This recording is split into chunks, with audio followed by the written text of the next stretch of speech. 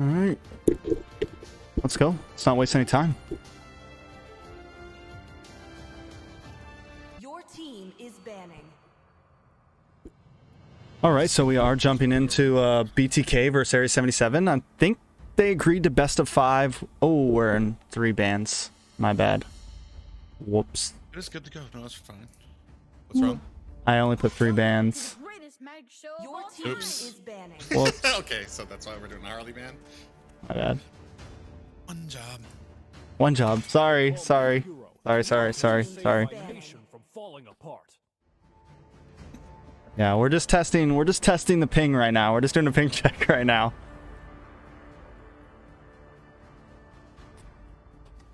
Just a ping check. I swear. Your team is banning. I see lots of prey. Your team is picking. Anyways, so how do you feel about this, Private? Any predictions? I feel. Honestly, I don't really have a prediction because the last time these two scrimmed, they scrimmed to a dead tie. They did. And decided not to go that extra game to decide. Is picking. Yeah, I think we were all tired. Mysterious play here for the Lilia or the Layla pick. I Oh. wonder how that's gonna work out for them. MOBA Zane, Layla jungle. Yep. It's ultra I'm very tank. interested because of the games that we saw initially. Zane has kind of reorganized how he comes at these games. He's no longer the like hot shot high KDA jungle. He plays the jungle the way it's supposed to be, or at least the way it was, is that where he's getting objectives and things Your team like that is instead of like just being flashy and going in for the kills. Yeah, I mean, definitely. Just, I think the whole team in general is like, they've had to kind of like readjust, and a lot of teams probably have, with the current meta changes. And I think another question for a lot of us is like, even with the most recent patch, is it more balanced out? From what I hear, Zane's been picking up the YSS again here and there. A few other things.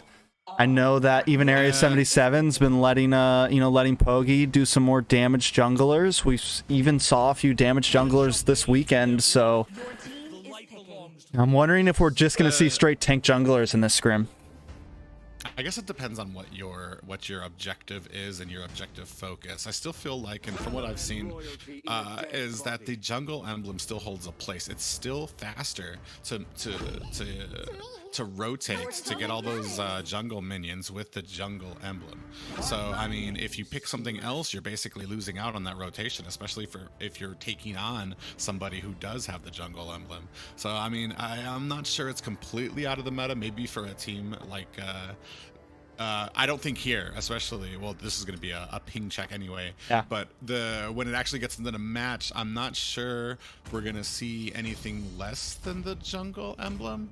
Because, I mean, in normal matches, Zane and BTK could probably take on most threats with whatever, with the Assassin's emblem, whatever, because they are all kind of like one unit and like almost unstoppable sometimes. But I don't think when it comes to a challenge, especially like AREA77, they're going to be doing anything but the jungle emblem just to kind of keep up those rotations. Well, I don't think the emblem exactly is like my question. It's more of like who they're actually going to put in the jungle, Yeah, like, the dude, jungle emblem I'm wondering doesn't really flow with anybody else. yeah, I mean, this is true. I think the jungle, yeah, you're right. Like, I think what made the jungle emblem work so well was definitely all of the bulkier, tankier jungles, because it gave them that extra bit of damage, the more objective-based abilities.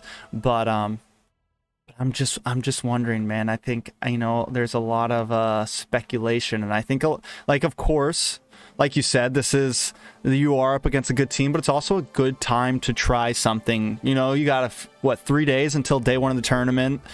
Things are about to start happening. This is a better time than ever to bring in, to test out a different strategy than you normally would. Yeah, and it's, I mean, but I don't know. I guess it depends. I always wonder what kind of mentality these guys, if they got like those 5-head plans to like off play here, yeah, we're definitely going to be choosing Layla. That's part of our comp now, so prepare for that. But then there's the bragging rights of beating or that is losing true. a scrim. So it's always been on my mind of how these teams kind of go at some of these. Because like you said, this could be a nice time to practice, but it's also, especially when it's these two Yeah, AREA77 got something to BTKs, prove. Yeah. You know, at the moment, especially if the moment they tie or AREA77, well, honestly, no matter who wins, that shit's going straight to Twitter. My mouth. It's going straight to Twitter. So no, the Insta tweet. Yeah. For sure. I mean, things pretty typical. You know, I'm a little surprised by the Wanwan ban right now from the side of BTK. I know it's like a major pick for Zia. I know his Wanwan is phenomenal. So I'm wondering if they have something else they're prioing. Maybe, you know, maybe they want to throw the jungle up first. But I'm kind of surprised the Wanwan got banned out immediately from them. Yeah, well, honestly, I mean, Wanwan is pretty dangerous too, and if you're not gonna, I think Zia probably already prioritizes. Maybe it's probably something that Zia's planning on playing in there, because there are a pretty decent amount of other first picks that I would prioritize over the Wanwan, especially with that not exceptional early game that she has. Yeah. Into a lot of heroes. And we have seen my big thing is I want to see how rotations, if they have changed yet, because we have seen a pretty big focus now onto the marksmans again, while you get a pretty lonely XP lane regularly until these Lord fights or the Lord Turtle fights start up in the early game. Yeah, EXP lane's just so in the air right now, I feel like. I mean, honestly, both off lanes, like, even gold lane, like, there's, when it comes to some of those top marksmen, I don't really feel like there's anyone that just, like, when you got, like, the Wanwan, the Beatrix, a lot of these choices, like, a lot of it comes down to mechanics, you know? And same with the XP lane, like, yes, I think the Dairoth beats the Esmeralda, but, like, when it comes to, like, the Thamus, the Dairoth, some of these newer XP laners becoming more popular, you know, it's... one day I see the Thamus win, one day I see the other guy win, and like I almost, you know, I hate to say it, but you know, there's starting to be a bit more balance. It's not like Esmeralda or nothing anymore, you know.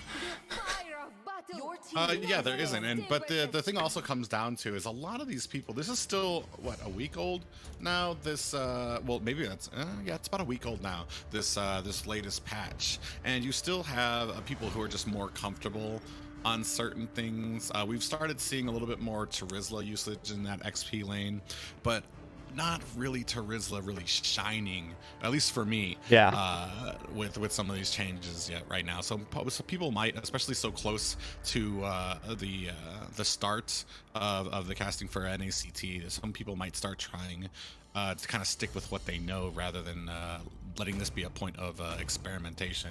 Yeah.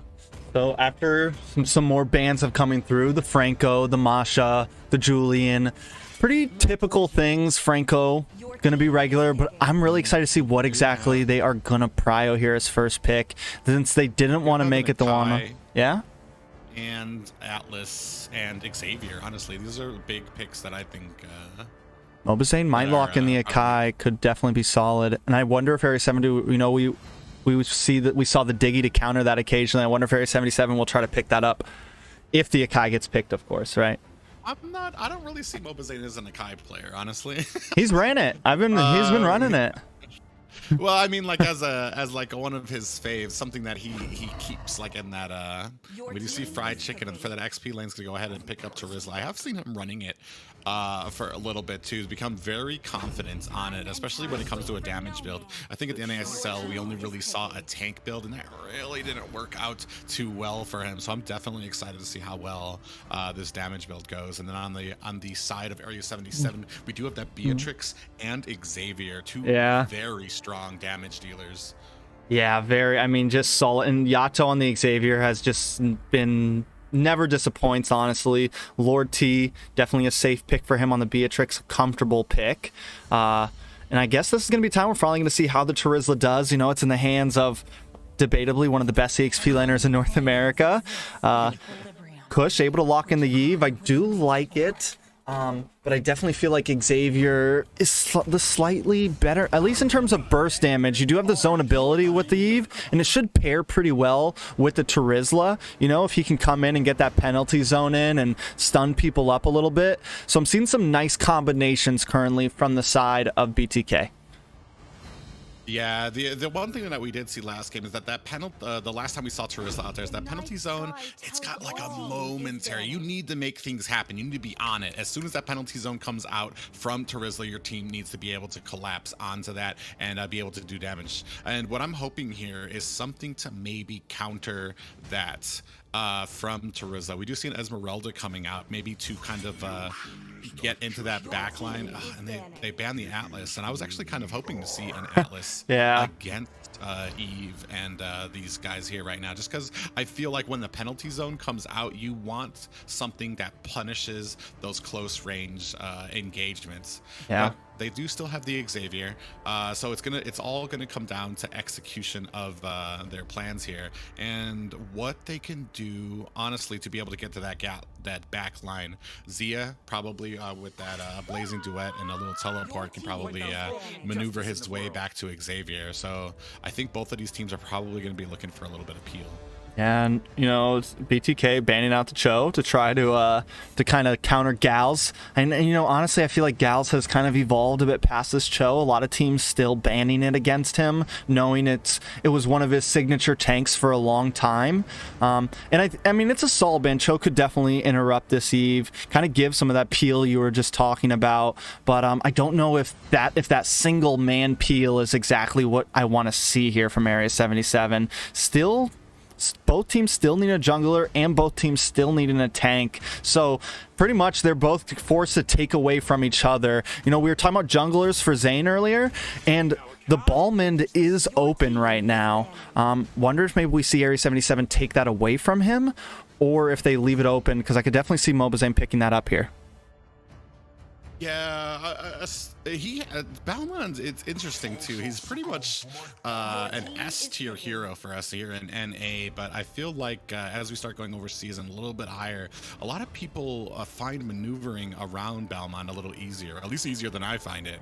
But he is a very strong pick here, and we do see it being picked up by Kid here. So definitely wondering. This is where we're going to be able to see the Jungle Dyrol. You know what? I'm not gonna say it. He's locking it in. Lobby likes to play with my emotions. No, I think that's a lock-in for him. I mean, you take the Balmond or the Thamus. We have seen Zane playing the Thamus as well. Either of those, though, could be decent choices. I know he knows how to handle them. We've seen him run it. But I really got to give it up to that. You know, I don't know, Balmond, even with this recent nerf on some of the tankies, like Balmond's honestly one of the only survivors in a sense. Like he's if tank jungle keeps getting nerfed more, like Balmond still, one of his advantages is going to be the lethal counter, and I think even overseas he's a semi-popular pick currently. I do like the Dyroth picks. Ultra on this Lolita should be able to counter this Beatrix, even be able to counter the Dawning Light here and there. So solid picks, I would say. I'm wondering how this Dyroth though is going to do against the side of AREA77.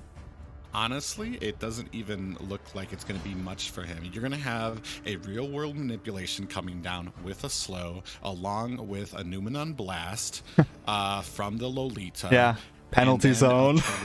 Yeah, penalty zone from Terizla. Blazing duet. So I definitely like the synchronicity and the cohesion of BTK. And I was going to say, I wanted to see what type of initiation we have. But it looks like we're just going to be going for, there's not really a lot of team cohesion. It's going to be a lot of reacting on the side of AREA77, perhaps a lot of kiting as well. And then with that Angela. So we're going to see how well that works. Yeah, I think, so we both kind of wanted to see some possible group CC, some possible crowd control from AREA77, and they went with a bit more of an aggressive stance, I feel like, with the Angela, really just putting it on the shoulders of either Balmond or Esmeralda in that front line. And AREA77 is kind of lacking in CC, at least compared to BTK right now, right? Definitely lacking compared to BTK. But they do have, the ability to get pretty aggressive. Once that Angela hits level 4, hopefully they take advantage of that, and we start seeing Kid on this Balmond just trying to maybe invade, at some nice rotations from Merciless, things of that nature. But only time will tell, and the game is starting. Game 1 of BTK versus AREA77. Yeah, and it is going to be interesting too, because like I feel like the early game is definitely going to go over to AREA77. However, as you get into mid, as these team fights start happening and less pickoffs, this is where the metal of AREA77 is going to be made here, because I don't really see the cohesion here yet between these teams, or how this can come together for them. Yeah, we're already seeing Like, Kid. with all the teammates. And look at Kid already being aggressive, stealing some camps away from Zane here. I like the play, trying to slow him down, slow this Dairoth down as much as possible. Oh, had a bit of a little bit of a connection issue there. We're all good. We're all good. Yeah, honestly, in looking up at the XP lane right now, Merciless, Chicken, nothing too major. It looks like Terizla is getting the better of Esmeralda in the early game. Don't know how long that's going to last. I think if Merciless can go 0 deaths, he should be able to at least stalemate Terizla, right? Yeah, and that's what we have seen. Not even just stalemate. It's going to come down to the combinations here. We do have a little bit of engagement down here at the bottom. Lord T and Gal's Cutie, both teams taking a little bit of damage as Zia's managing to kind of stay in the back there, keeping his health up. Yeah, and this is something we just come to see as a regular thing. 2 tanks, 2 marksmen down in the gold lane. Neither one of them wanting to give up any space. Lord T is a little low on health there. Zia does not have that blazing duet yet, so not able to make any big plays up in the top lane. BTK starting to get some gold plating off of this EXP tower. Yeah, unfortunately, Esmeralda did have to go. Like, that early game really does go over to Terizla, and it's going to come down to the support that that Merciless is going to be able to get from his team there, because we do see Terizla toward the mid to late game. There's really not much he can do against an Esmeralda. We are going to go ahead and start on this turtle. Doesn't really look like AREA77 is in a position to contest this.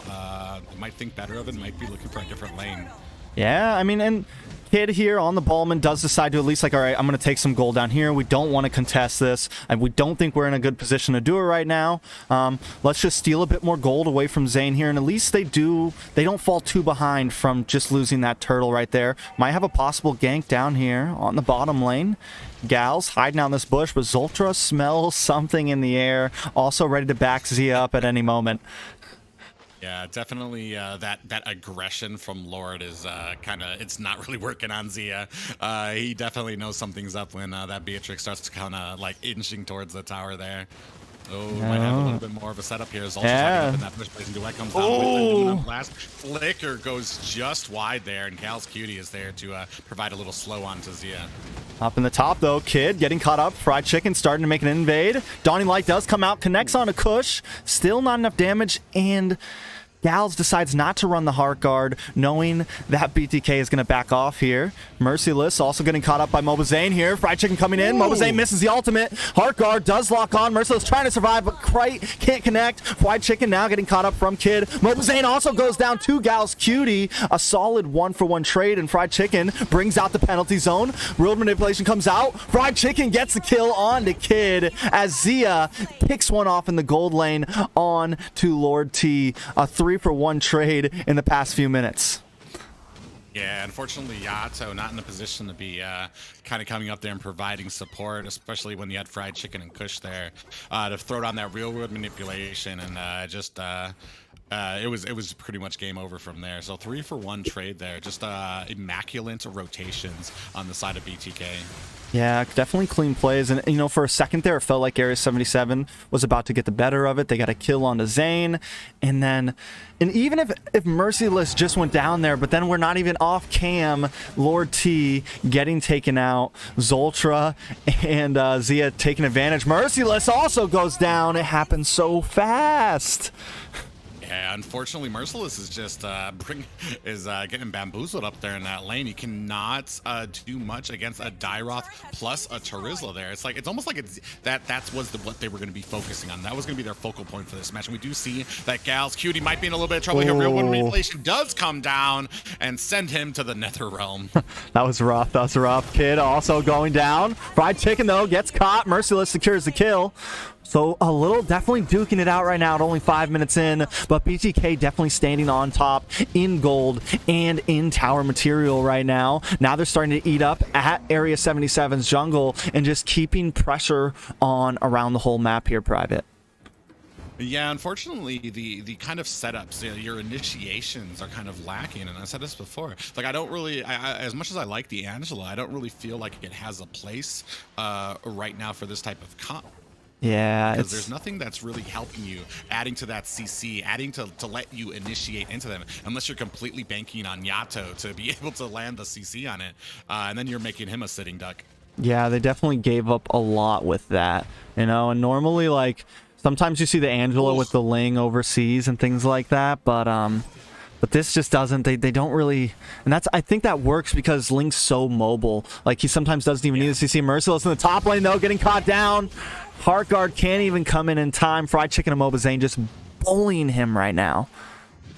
Yeah, unfortunately, it feels like the support up top is a little lacking, and now we're starting to see the push on the bottom as it seems like Lord T is having his own troubles. They're getting pushed and zoned away from his tower. It looks like this is going to be easy pickup for Zia. Yeah, Lord T getting smashed down. Kid, most likely be next. Real manipulation comes down. Kid picked off. The tower will fall next if Zia decides to do it. They decide to rotate over, maybe come over to the mid lane. But this is just, you know... And you talked about gals on this Chang, and I definitely seem like that could be the major problem here.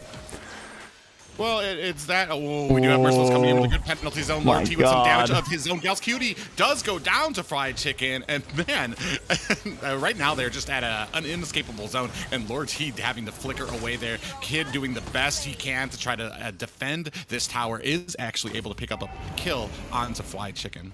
Yeah, I mean, at least you get something out of that. But now, most likely, going to lose another tower here. Merciless coming around this bush with the Falling Star. Moon does not connect. But at least you zone them away. But the way they're all moving now at this point, just kind of back and forth, bottom to top, rotating up and down, taking a tower every opportunity they can. BTK being very meticulous. Another turtle is up. And, you know, it feels like we're getting close to the end game, and it's only 7.5 minutes right now. Yeah, Kid is over here. Is he going to be able to counter it? I don't know. Doesn't look like he was able to go ahead and counter that and get that turtle, but does pay for it with his life, unfortunately. Yeah, definitely rough. Yeah, I'm not really understanding. Like, I mean, the Atlas ban, I guess they were assuming that they were going to pick up Atlas, but just didn't have anything else in reserve as far as a support goes to kind of help them with these engages. And you're absolutely right. Oh, the Merciless actually might be in trouble. Real manipulation comes down, doesn't even waste the blazing duet to try to finish that off there. As Lord T and Yatta are going to go ahead and back up a bit now. Yeah, I think, you know, maybe AREA77 needs to tighten up a bit more. Maybe kind of, I mean, it's hard because they try sending Kid to go solo for a second. He gets picked off. They try sending Esmeralda to go solo and macro the bottom lane. She gets picked off. It's just like... BTK is everywhere right now, and they're always at the right moments at the right time. One thing I can say is Yato is at 0 deaths right now. There is, like, his damage is starting to get there, so the problem is they just want the CC to follow it up. Mobazane not wanting to give them any more time. Kid getting very low. Penalty zone comes in to make sure the Fried Chicken secures that kill. Blazing Duet doing damage to several members. Yato will go down. A beautiful play from BTK there. Capitalizing every mistake in the real manipulation just to seal the deal and take Gals Cutie out as well. Yeah, we're at a 16-4 game here and about a 7k gold difference. Actually, more than that, 9k gold lead, my bad. And there goes another tower, and I think this is going to go ahead and be the last push. I'm not sure they're going to actually wait for Lord. All waves are crashing into the tower right now.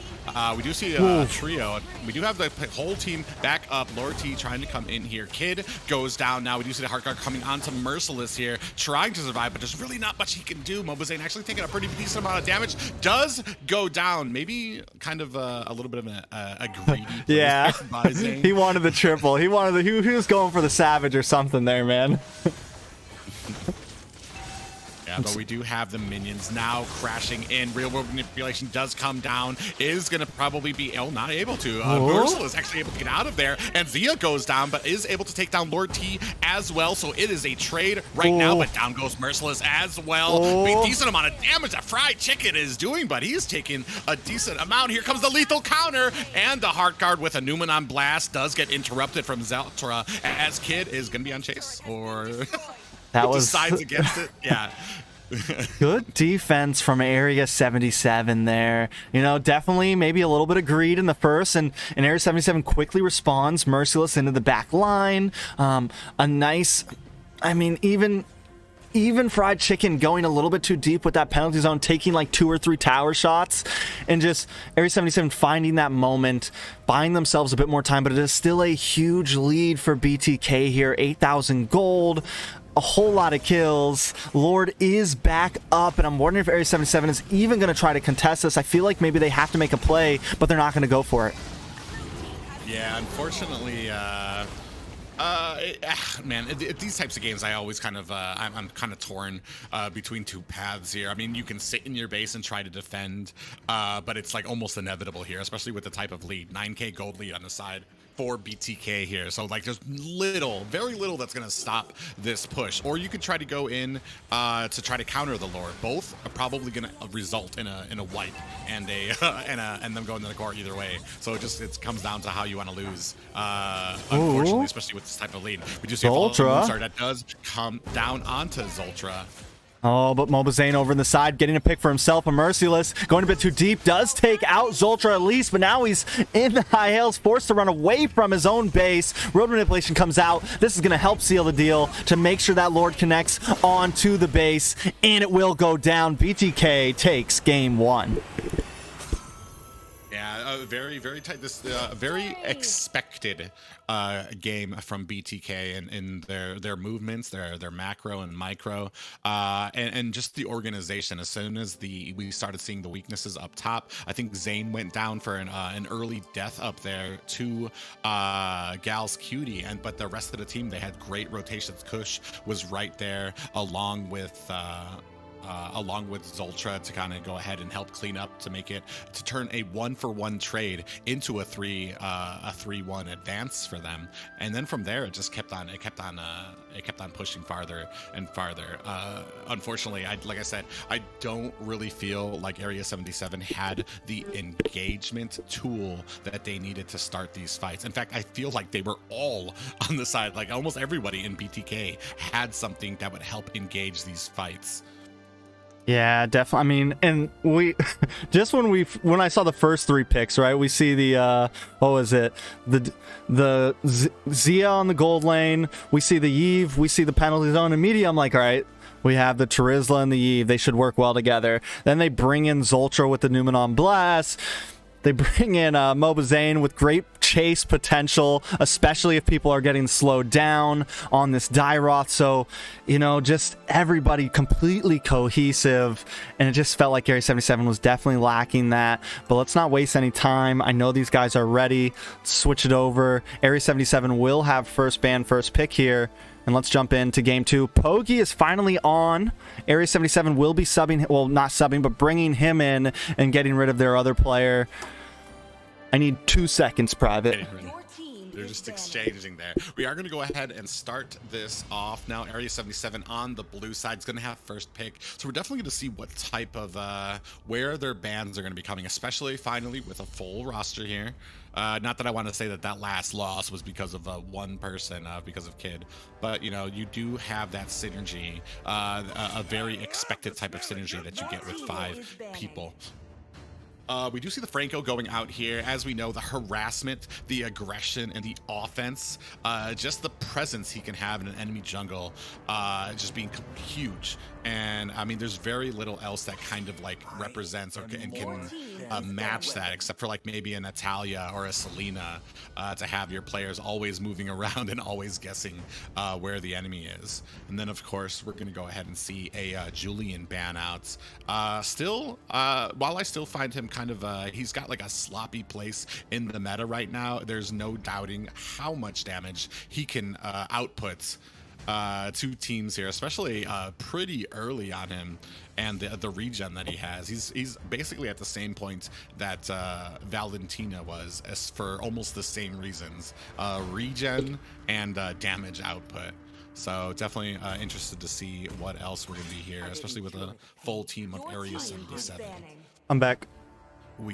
Oh, hello. We do have the Valentina ban. I don't think she's seen more than 3 days of use or picks in NA right now. She's pretty much a constant ban for everyone. And then on the side of BTK, we're gonna see that Wanwan ban out again. Interesting. Yeah, and So you know, I definitely want to see. Go ahead. you know, like, and maybe it's just maybe there's some information, but Lord T's Wanwan isn't like super impressive. I think it's one of his like weaker marksmen. So BTK really just playing it safe. I think at this point it's like, even if the Wanwan is, maybe it's just something they really don't want to deal with at all right now, especially with Fried Chicken in the EXP lane. Maybe Zia just doesn't want to play it. We saw, I mean, in the Claude is I mean, he's just like shot up in the tier list for me, man. He's almost like, I almost put him above, I almost put him, I'm starting to get to a point where maybe he's even above the Beatrix. Yeah, especially when it comes to AoE damage that can be output onto there. Like, there's nobody else who can match that, what Claude does there. Even Carrie, Beatrix, most of the marksmen are single target, except for what Claude can do there. I mean, we do have like a little bit from who else? I don't even think. No, even Clint. So he's the only one. When you're looking at like team play, Claude's probably the only real team damage that you can be that you could select there. We do see a Eve ban coming out as well, so we do have a pretty decent amount of open heroes here. We do see the Terizla ban being picked up by Merciless here, trying to take it out of the hands of Fried Chicken here, and maybe trying to see what he's going to do to match this. There it is. There it is. I was telling you we might see this tonight. They just he's trolling me. He's trolling me. Anyways, Terizla, I think, you know, we were saying before this match started that we haven't seen too much impressive Terizlas just yet, but I feel like we also, like, over last weekend when we had some of the games, we saw easy peasy in the EXP lane with the Terizla, and it looked amazing. And then we saw some other people run the Terizla, and it just wasn't that great. I feel like we just haven't had the opportunity yet to see like some really class A players run it. And like what we just saw from Fried Chicken was phenomenal. The Terizla looked monstrous, making the plays when he needed to. So just from seeing that, I know the opportunity is there. Zia picking up the Clint now. You know, and I'm not against the Clint. I think Clint's still a pretty solid hero. The end game burst damage potential, he's not like a hard hero. You just fire off bombs and do a lot of damage. Yeah, interestingly enough too, Fried Chicken's gonna go ahead and pick up that Esmeralda. So we're basically reversed roles in the EXP lane, and kind of interesting too, because like now it's gonna be here wondering, is Esmeralda countered by Terizla, or do they have a plan for it? I assume that Chicken's just gonna be, he just likes the Esmeralda, and we're gonna be banking on the fact that BTK is gonna be rotating to provide that support, because I mean I don't like an Esmeralda like 1v1 in that lane. I feel like Terizla has the advantage super early game, and we saw that last game, and then we saw what happens if you can turn that early advantage and keep pushing it higher and higher. Yeah. But we also have seen it in the lane where the moment Esmeralda gets the advantage, like she never loses it, and Yeah. especially because of how she can come into those team fights. I mean, We do see Gal's Cutie picking up that Cho as well. yeah, definitely very item dependent with the Esmeralda, right? And you have to admit, like, they were bullying Merciless last game. Like, every chance Mobazane got, he was going up there. I do, you know, they banned the Cho pick last time for a reason. Gal's Cutie definitely runs an amazing tank Cho here. Mobazane now picking up the tank Karina. I don't think I've gotten to see him play this in a scrim yet exactly. She was, last time we saw AREA77 in BTK scrim, she was more on the ban list, and now she's kind of been freed up with because some other heroes seem to be a bigger problem. I'm wondering what we're going to see in this second phase. AREA77 needing a gold laner still. Is BTK gonna focus on that? Yeah, and then that's going to be interesting to see if they do focus on it. Yeah, I mean the Beatrix possibly, the Brody. I mean not the Brody. There's the Beatrix. What else do we got? The Claude maybe also become out ban. I mean Zia's already picked up the Clint, so Yeah, so it is going to be interesting. It's interesting to see the Karina too. There are a decent amount of counters, but definitely once Karina gets going, I feel like she's going to be a menace to be stopped with, or to be able to stop here. What I'm waiting for though is some what we were talking about initiation before. We do have that Way of the Dragon by Gals Cutie who will potentially be able to get into a group and isolate one of the squishier heroes back toward the team, but I feel like against this comp right now, he's gonna have a hard time doing that. So I'm looking for something else here as far as the roam is concerned that will be able to provide that type of those type of, like, I don't know how you say it, the group initiate. My blood boils Your until team the Ballman coming off. BTK definitely putting Ballman on a high pedestal here, I feel like. And like I was saying, I honestly feel like he's a solid jungler right now. You know, something that also missed my attention, Lord T's been running on the carry a lot recently in the past few weeks. I think it could possibly be a solid pickup for the gold lane here. I think it would definitely lose out to Clint in the early game, but if Lord T can just kind of play it safe and get those items in, could definitely be a great counter to this carry, to this Esmeralda. They do already have the Lunox that is going to be helpful for that as well, but just add even more to that. Yeah, it's interesting too. The carry, I'm not sure how much I would like it into the BTK comp, just because of Karina's first ability to be able to kind of like dodge all of those auto attacks. Even with Speedy Lightwheel on carry, like, it's just going to be going nowhere if she's in the front trying to tank that. I am curious as to whether this is going to be a tank arena or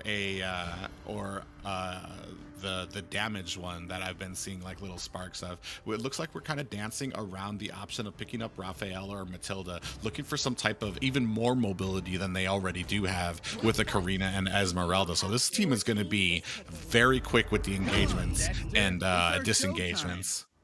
Most definitely.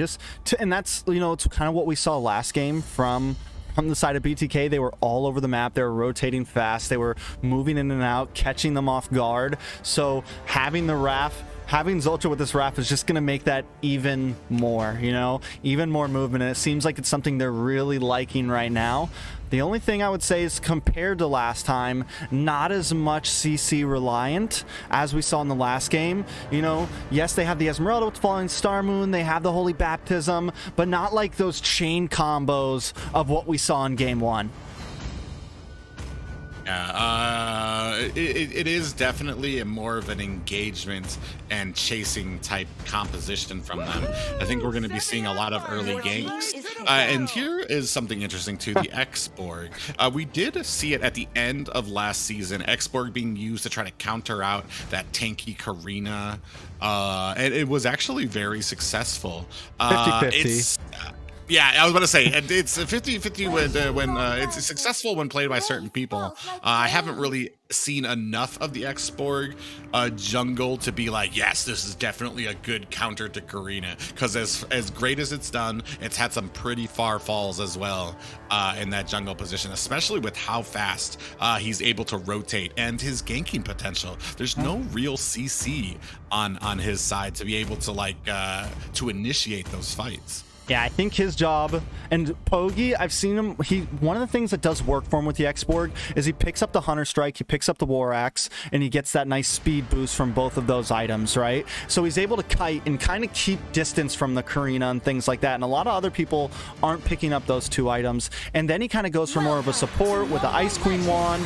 So I think it's more of like, they're kind of really relying on the shoulders of Lord T and Yato right here for that burst damage in the end game. Pogi's just going to kind of be someone that's there, putting on some chip damage, and especially since they don't have that huge group CC, like they don't have an Atlas to line up with the Last Insanity or anything like that. I think he's just going to be more of like an annoyance, you know? Yeah, and interestingly enough there too, you were mentioning about the speed boost he gets with the Hunter Strike, but is that going to be enough for the speed of Mobazane on this Karina? Ultra actually going down very low. Oh, he's just a sneeze away with the flicker. Yato able to pick it up. Unanswered death here, first blood here by the side of AREA77. A beautiful, and this is the problem with the Rafaela, man. You have to be careful. She's so squishy in the first few minutes, man. She has no defensive items. She's a mage. She's not really a tank, so she doesn't have nice defensive base stats. So you gotta be careful with her in the early game. Just look, and that right there, if AREA77 could just start taking advantage of that, keep bullying her, it could definitely possibly spell victory for them. Yeah, pretty interestingly enough, like we were saying before about that early pick. Oh, and he wasn't able to go ahead. Looks like Mobazane able to clean up that gold, and I was going to start his way inside the jungle now of AREA77. Wow, man, actually about about to be a 4v1 up here at this top tower. They're bullying merciless, man. It seems like that may be their strategy in all of these games. Like, just pick on the XP lane, slow him down. And normally you see teams focus on the gold lane, but Mobazane really likes hanging up on the EXP side. Yeah, maybe more or less to kind of like set up for that turtle. We do see a G-Kundo come in and some damage coming on to Zultra, who's going to be able to get away. We do have a last Insanity able to take down Zultra. And this game, oh, Pogi in trouble here, does go down as Mobazane was very patient waiting in that bush. G-Kundo comes down away of the dragon. Not yet, because he is only level 3 and a flicker to get away from that falling star moon. Yeah, but they I keep think on it actually in a going. little bit of trouble. Yeah, in a little bit of trouble here as he does go down here, and unfortunately so does Gals Cutie. Mobazane in a little bit of trouble here. So low, merciless, a little too greedy, and unfortunately he's gonna pay for that with his life. They are definitely brawling it out. Kush tries to come in as well. Brilliance comes out. Poggy with the last Insanity zoning them off. Looking at 3-3 right now. But one thing we gotta point out, BTK, even with some of those deaths, holding a slight gold lead here. Not a lot, 200, but the point I'm trying to make is even when they were falling behind for that second and losing those kills, they're keeping up with their farm rate. AREA77, though, definitely playing a much better game than what we saw last time. Yeah, definitely a little bit more aggressive. Definitely not trying to wait for them to make the move. We do see Galscutie coming in with the G-Kundo. Way of the Dragon does connect, and Fried Chicken is in a bad way here, but Mobazane is hiding in that bush. Are they going to be able to go ahead and get on the Galscutie? They do connect. They're waiting for it. Pogi's going to go ahead and try to get some suppressive fire as the rest of them go ahead and clamor around this turtle. And right now, the turtle's at half health. Merciless is going to go ahead and zone out Mobazane. We do have the turtle down to about a 10% health, and it does go down. So a good pickup on the side of AREA77. Much more objective focused here than last game. Yeah, I mean, just the movements. Gals on this Chow making some plays in the off lanes, making sure they get some ganks themselves. I feel like in game 1, we didn't really see any of that. We didn't really see them ganking at all in the early game, at least not to any success. So the rotations from AREA77 definitely a little bit ahead of the mark from what we saw before. I'm liking Gals in the Chow. It makes sense why BTK banned it out, and it's working with the comp right now. Even Bogey on the X-Borg not really looking too shabby. No, he isn't, and I'm very surprised. I want to see how this kind of carries up through the mid to late game when we do have that speed boost from Rafaela and the speed of Esmeralda and Karina to contend with there. But right now, just a very crisp game by them right now. Just going to see how well this macro kind of leads up here. Kind of gave away their position there down at the bottom. Not going to really be able to make something happen there. You know, one thing I got to point out, this is probably one of the quietest gold lanes in a game. I've like in just even the past 2 games, normally teams like those are the fighting spots, the gold lane. Like everyone wants to try to get a gank on it. And right now, like Sia and Lord T are just kind of hanging out up in the top lane though, a little bit of action. Yeah, Merciless in a little bit of trouble there. Does go down, taking out Last Insanity. Is he going to be able to pick up Mobazane? Doesn't look like it. He gets flanked now. Oh, but he is able to take down Mobazane. Does pay for it with his life as Fried Chicken is on the run with that darkening ult. Yato is able to clean him up. Yeah, beautiful play. And even Kush coming in, trying to land something. But Yato sitting at 2-0 right now. Fried Chicken not having the greatest game, 1-3, falling a little behind, feeling kind of like Merciless felt like last game. But even the one thing I gotta say for BTK is they haven't let Merciless scale either on this Terizla. Like, he's at 0-2. He's not, honestly, Fried Chicken is ahead in gold right now, and I don't know if that's because Merciless has been rotating a bit more, getting a bit more involved in some of these team fights like what we're seeing right now. But even with those 3 deaths, Fried Chicken's staying in the game. Yeah, amazingly enough, not just with the deaths, but like they're able to macro up still. Oh, and Zia does go down to a flicker from Gal's Cutie there, but Mobazane able to pick up the turtle for that. Poggy in a little bit of trouble with a 1v2 here, but it does look like BTK is going to go ahead and disengage that. Up at the top, though, looks like we're having a little bit of action. Yeah, Merciless. Yeah, Fried Chicken actually able to pick up that tower. Even with the ganks, even with the deaths he's taken, he's still putting the pressure. And it looks like this is what we were talking about earlier. That pressure, when you hit the mid game, the Terizla does start to fall off a lot against an Esmeralda. Yeah, I honestly feel like the only reason why Merciless fell behind so much is because of the amount of bullying that was happening to him. And the thing, Merciless also right now, why he's so behind is, like earlier, we saw him rotate to that middle lane. Fried Chicken has not done a lot of rotating. He's gone to like the turtle pit, and that's it, you know? Other than that, he's hanging out up here, farming hard now in a bit of a bad position, but they're going to walk right into Mobazane here. Mobazane about to pop the passive on a Pogi. Pogi repositions, moves backward, and the rest of AREA77 is here to help out. Fried Chicken and Mobazane against 4. Way to Dragon locks on, and Mobazane maybe going down, taking a lot of damage. Merciless trying to get back in this fight. Gal's Cutie does get the knock up, and Kush will go down. Mobazane is next, a double kill falling into the hands of Merciless. Boy, let me just say the rotation of the tower aggro by AREA77 there, that was just phenomenal. Like, I was about to say, like, they're going to die in that tower. They're going to die in that tower. You need it. But to see how well, and then we do see Raphael does get picked off there. But, man, that it was picture perfect. A picture perfect dive, even though it did last just a little longer than I would be comfortable in a tower, man. No, when I was talking about it, I was like, what's actually going on here right now?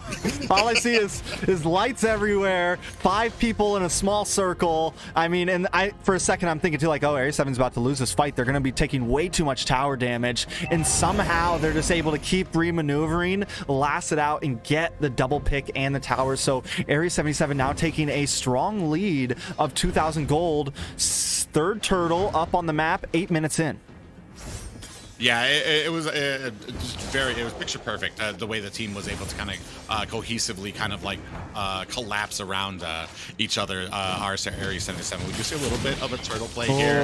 Gal's Cutie does get onto Zultra. Zultra does go down pretty quickly, and like you were saying, just so squishy there. We do still have 4 team members now coming in here. Poggy is able to pick up the turtle. We do see a falling Star Moon come down. Brilliance has been activated. Down goes Mobazane, as also Kush trying to run for his life. Fried Chicken as well. Zia does go down, so that is a 1-for-3 trade and a turtle pickup for the side of AREA77. Yeah, man, Zane just keeps, he's getting in maybe a bit too deep, and Yato is locking on quickly along with the rest of the team. Pogi, the chip damage, that true damage is starting to work, and this is what I've, theorized in the past. These are things that I was like, I remember arguing with, well, not arguing, but debating with Leo Nisu about the export jungle and what the possibilities of it would be. And as we can see, it does maybe, I still think it's 50-50, but it's not looking bad at all right now. It's causing enough chip damage to where Mobazane can't just hang out deep, but we're having a bit of action. Mobazane picked off again. Yeah, unfortunately, does get picked off there, and man, AREA77 is on the push now, already zoning out Zia up to a 2nd tower right now. Looks like they're going to go ahead and probably try to pick up this purple, but up at the top, like, yeah, just not really much going on. It does look like Esmeralda's going to go ahead and try to start joining the fight, which might spell a little bit of trouble. This is where the end game is going to start coming in handy, is how well these XP laners can push the lane and come back for the Lord, and that's what's really going to start mattering as we move into these team fights. We do see a little bit of action there. Gal's Cutie does go with the way of the dragon, but not enough damage. Actually might be in a little bit of trouble. Does get taken out by Zia. Lord T is able to take down the tower, but not before suffering another death from Yato. Zia goes down as well. So it is a 2-for-2 trade. Kind of even there. Mobazane trying to get on the Poggy there. Oh, damn it. Missile is coming down. Is he going to be able to pick this up? He's not even trying to hit him. Oh, look at this. Mobazane goes down, and Poggy and Fried Chicken are duking it out here. Last Insanity on the Fried Chicken is going to take him down. Falling Moonstar does activate that immortality, but it's not going to be enough for Fried Chicken to take them down. The damage right now. I mean, we might have called it all wrong. Insane. We might have called it all wrong. Terizla might win out in the late game against Zia Esmeralda. The sustainability, the tankiness. I mean, and he was behind for so long. And I mean, we just saw the possibilities of it. Yes, Mobazane was a little low on health there, but even after that, able to battle it out, duke it out even more and more and more. Terizla just slowly raising up on my tier list right now. Yeah, especially when it comes to those team fights for those types of heroes, though. And like we said, like they don't really have the initiating comp that they did with the last game. But right now, when AREA77 initiates, man, it's so hard for the BTK to kind of outlast, especially when you get all those stacks on an X-Borg from Poggy. I mean, we were talking about 50-50, but man, I don't think I recall a time that AREA77 wasn't really successful on that. They're very selective of when they bring it out, though. Yeah, definitely one of, like, you know, they're one of the only teams that I see run it well. We've seen other teams try to mimic it, try to run it, and not be as successful. Lord, though, is crashing down right now, Private. Yeah, down at the bottom there, we do see Mobazane, but up at the top, they are trying to split off. They do have all the lanes kind of crashing in. Unfortunately, not completely synced up here. This or not a Luminous one. We do see Merciless coming in with a ton of damage. Galaxy Beauty does go down at the hands of Mobazane, but all of the teams of BTK is very low. We do see that Blazing Duet come out, and Yato taken out by Zia. Maybe a little too greedy on that one, but they are able to get that mid tower. They do have a Last Insanity hooked on to Fried Chicken, who is gonna outlast it, but man, we do see that a kill from Merciless does go down, and Fried Chicken latching on to Lord D, who does get picked up. Zia just sitting there waiting at that teleport, and unfortunately, maybe a miscalculation on the side of AREA77 to kind of linger there after the Lord had already died. Yeah, a little bit too greedy there. Not to mention Zia. I mean, this is what I was talking about with the Clint, right? Like, he becomes a problem when you start creeping in. He's got the Endless Battle. He's got the Malefic Roar. He's got the Blade of Despair. I mean, at this point, as long as he stays alive and keeps firing off in the back lane, like, it's just easy high damage that you're just laying onto the enemy team. And none of these members, even the Terizla, even this tanky Cho, and even Poggy, are not going to be able to last as if he's going to be able to keep on firing off those grenade bombardments, his first skill, everything at them. Yeah, it's really interesting now. We do see a little bit of a comeback amounting for the side of BTK, which is very dangerous for a team as skilled as them. Poggy doing his best to kind of clear this lane, but the rest, it looks like we're going to have a little bit of a split push, probably a distraction here down at the bottom lane, but we do see a little bit of a split priorities here. Fried Chicken, like just a macro by them. We do have a concealed play onto Mobazane, does get away with the dragon, does get taken down, is killed, unfortunately, by Yato, and it looks like BTK is trying to disengage this, and just a great pick right before the Lord comes up, and they are engaging on this, and I don't see a way for BTK to go ahead and catch this. Yeah, with another Lord going down, both their inhibitors at about half health, but Gals wants to keep on pushing. Penalty Zone does miss. Merciless taking a lot of burst damage from Zia, so I think this time AREA77, when they do this engage, they need to be a bit smarter about it. Don't get too deep. Make sure you find your angle, especially you got to keep your eyes on Zia right now, man, because if he finds the right angle and he can just be in a safe spot, he should be able to melt down this Lord quickly and melt down anyone else. So AREA77 needs to approach this correctly. Take it slow, play it smart, and try to steal this and try to take this win. Yeah, and it's going to be interesting, too, how they manage it. When the Lord pushing in and you do get those towers, there's a time after the Lord's dead where you can either go ahead and try to finish it or you need to go back. We do see a little bit of a brilliance come out there as a zoning by Merciless. It does let them go ahead and take that top tower. The bottom tower does go down as well. We do see a way of the dragon is onto Mobazane as the Lord is crashing into the core right now. Mobazane is able to get away to safety. Last Insanity is latched onto him, not able to finish the job. Tower lock for the love of God. Unfortunately. Another wave of minions. Okay. All right, this is the chat. This is where you need to make that decision. Are we going to be able to finish this or not? Because if not, you need to disengage. Look at that damage that's coming on the Gal's Cutie there. Pogi's going to have to disengage. Let of the whole of BTK. Are we going to be able to take it down? We can see a last insanity does come down. Zia goes down. That is a 1-for-4 trade. And this game is going over to AREA77. Wow. Wow. Wow. Victory! Wow. Sheesh. What a great game from AREA77. 1-1. And I got to give it up to them, man. They had a really rough start in game 1, and they come back in game 2 and just play textbook, play very, very cleanly. And even BTK almost coming back in some of those moments. You know, that last Lord push, I think both of us are like, just get out of there. Either lock the base or get out of there, man. Like, you're scaring us, you know? And they were even able to regroup. And then once they got that pick onto Fried Chicken, they knew, all right, let's re-engage this. Let's push this again. Lord T gets the Blazing Duet into the back line, finds a beautiful angle to bring down Mobazane and the rest, and Zia into very low health sections. So, I mean, AREA77 seals the deal.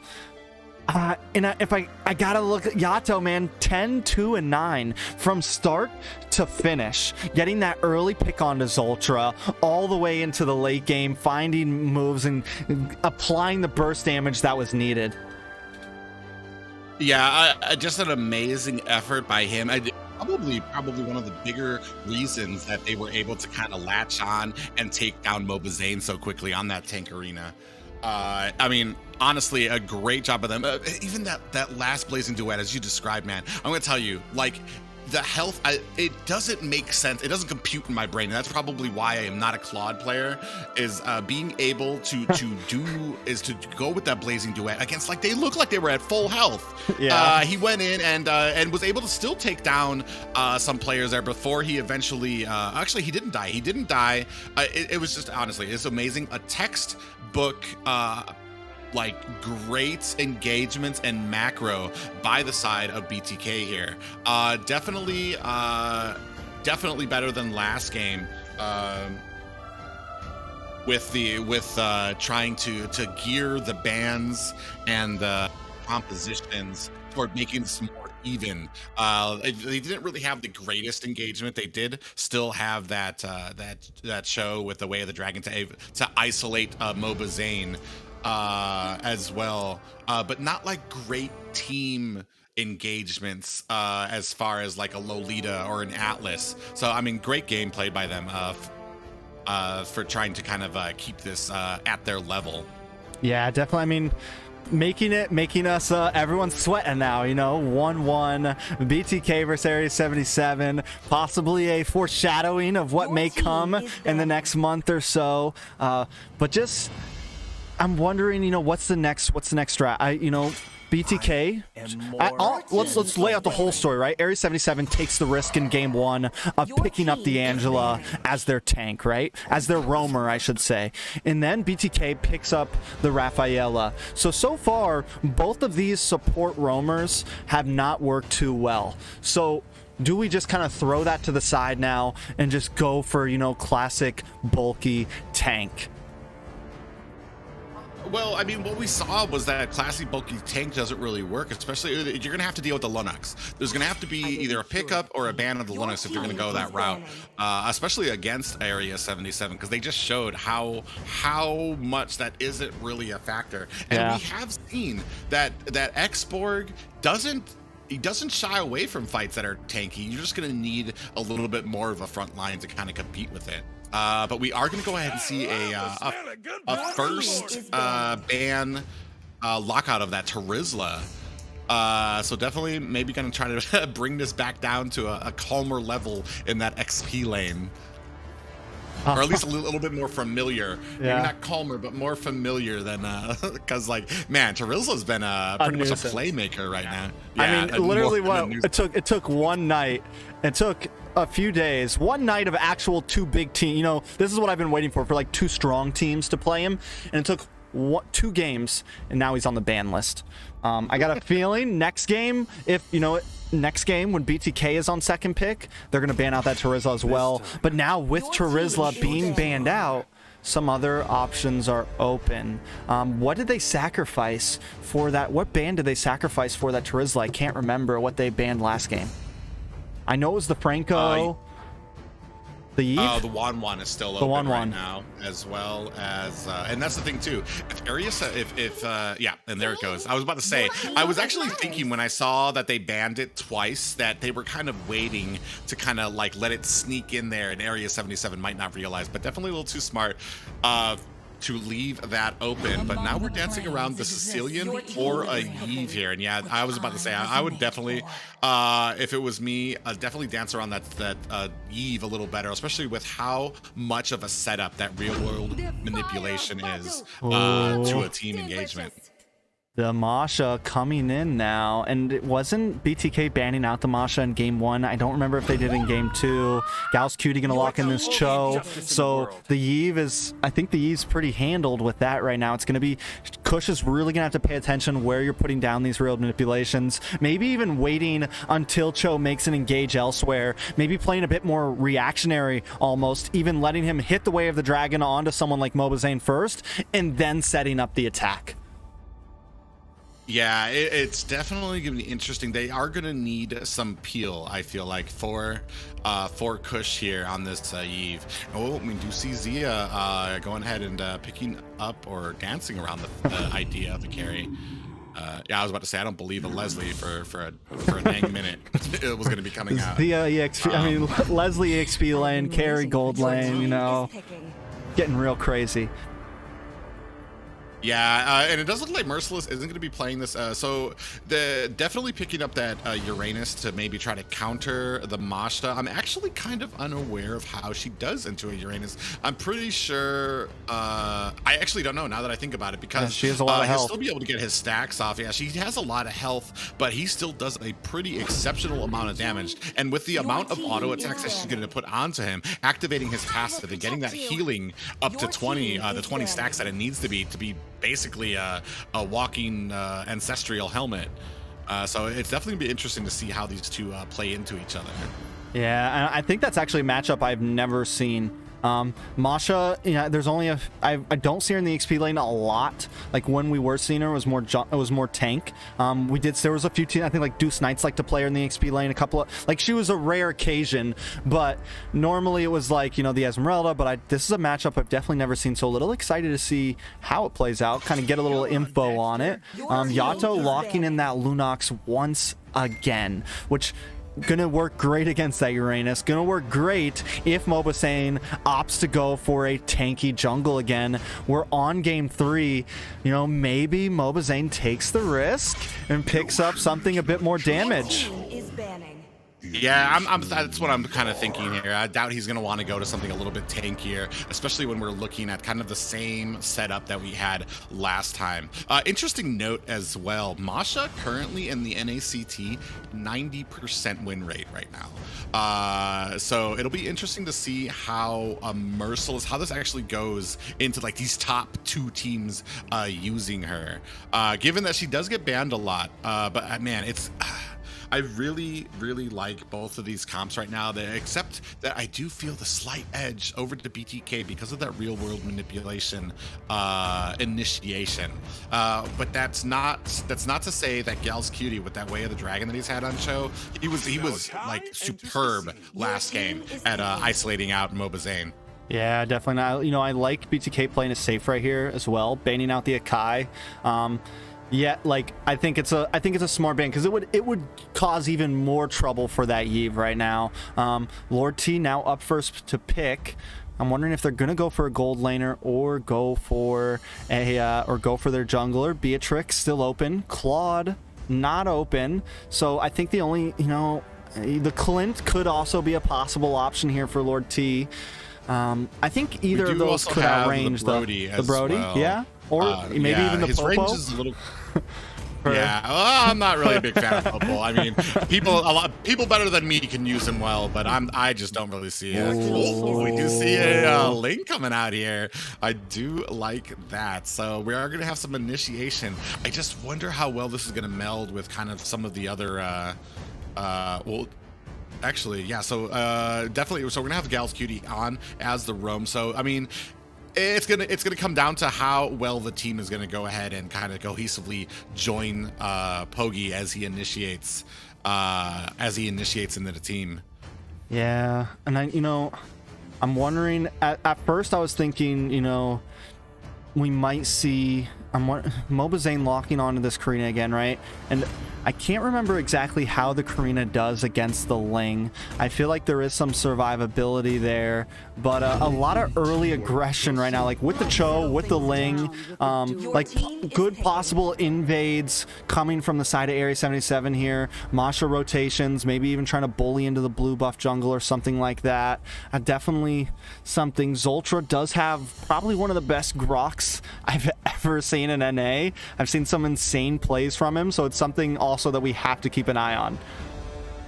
Yeah, it's going to be real interesting, especially with the combination of Zoltra and Kush on this Eve to set up those real-world manipulations and wild charges. So, I mean, there's going to be, once those go down, like, you're either going to have to be spread out or it's going to be interesting to see how AREA77 can handle it. And it looks like we are going to be dancing around the possibility of a Beatrix. Going to go try to probably outrange Zia on this carry to try to make sure that we keep this early game in the favor of AREA77. Yeah, I mean, the Beatrix is solid. It's always going to be solid. You get in the it can also help deal with Mobazane and Fried Chicken on this Uranus and even the Grok once you get in a DHS, if that's the route you want to go with it. So a lot of possibilities from both teams. I'm seeing a bit more of a solid foundation on the side of BTK here, a bit more of like we're all going to stick together towards the mid and late game and just kind of roll through, stay in the bounds of this real manipulation, to where when I look at AREA77, I see a lot of flanking. I see like I mentioned earlier, possible early game invades with the Cho and the Ling, and a lot of movement, a lot of like dancing around. So can AREA77 get to the back line and interrupt this Eve? I think that's going to be one of their major winning points here. Yeah, it's interesting that you mentioned that, because I do look at AREA77's composition more as that guerrilla warfare of like hiding and sneaking in to get those types of ganks, while Zane and BTK have like more of an organized like phalanx type of like, all right, we're all gonna come when we come in, this person's gonna have this job, this person's gonna have that job. It doesn't really need to hide to make an impact here. We do see a little bit of a cutting of the wave here by AREA77 here. Not really much that Fried Chicken can do. No, and now possible invade as well. Keeping a little bit of aggression on. Zoltra taking some chip damage from Merciless. Gals dancing around. They decide to back off, but they're not able to force the retry out of Zane. So I like the cool, calm, and collectedness he has there. He's like, nope, I'm not using my retry for this. We're going to save it. Yeah, definitely, especially on a Karina. I mean, he's definitely got those power spikes down, so he knows how much damage he can do there. But you see Zoltra with that clear. That's one of the biggest things I love about Grok, is that when you have them on your team, the clear that you're able to do there. A little bit of a push here down at the bottom by Lord T, and Zia is forced or playing around. He's definitely okay. He's not going away, and I think Lord T realizes as soon as he sees him coming up. Gal's Cutie actually going to look to poke his head in the bush. Nope, just poking around. Yeah, that was scary. I thought he was going to walk right into that for a second. I don't know which way to go. Bogey does block the Tempest of Blades, just misses it on a Fried Chicken. Not going to be able to secure that kill. Merciless is getting brought down a little bit low here. Back in the gold lane as well. Mobazane stealing some camps, but Gal's Cutie and Zoltra are here as a unit. Yato rotating through. Doesn't want to force the engage. Keeping it patient, keeping it cool. At 2 minutes, 0 deaths on the board. Yeah, unfortunately, a very careful game being played by both, but we do have this turtle coming up now, 2 seconds, so it's definitely going to come down to this and see who wants it, who can set up faster for it. Yeah, this is probably the first time we've seen like both teams ready to go for the turtle on the first one, at least. You know, I think game 1, BTK kind of had it, no contest. Game 2, AREA77 captures it, but this time we're seeing like 4v4, everyone ready to go. Zoltra holding down the bush right now. Looks like Mobazane wants to get his blue buff first. Pogi opting for the same exact thing, so I got a feeling we might see a big clash on that turtle in just a few seconds. Yeah, really interesting that they both had the same idea in mind, is to go ahead and pick up their blues, when I might have seen that as an opportunity to go ahead and try to pick up the Lord. But yeah, we are they're playing a very patient game here. Both teams not eager to give another win in their belt, which we'll take into this scrim. It plays with your head when you take 2 losses.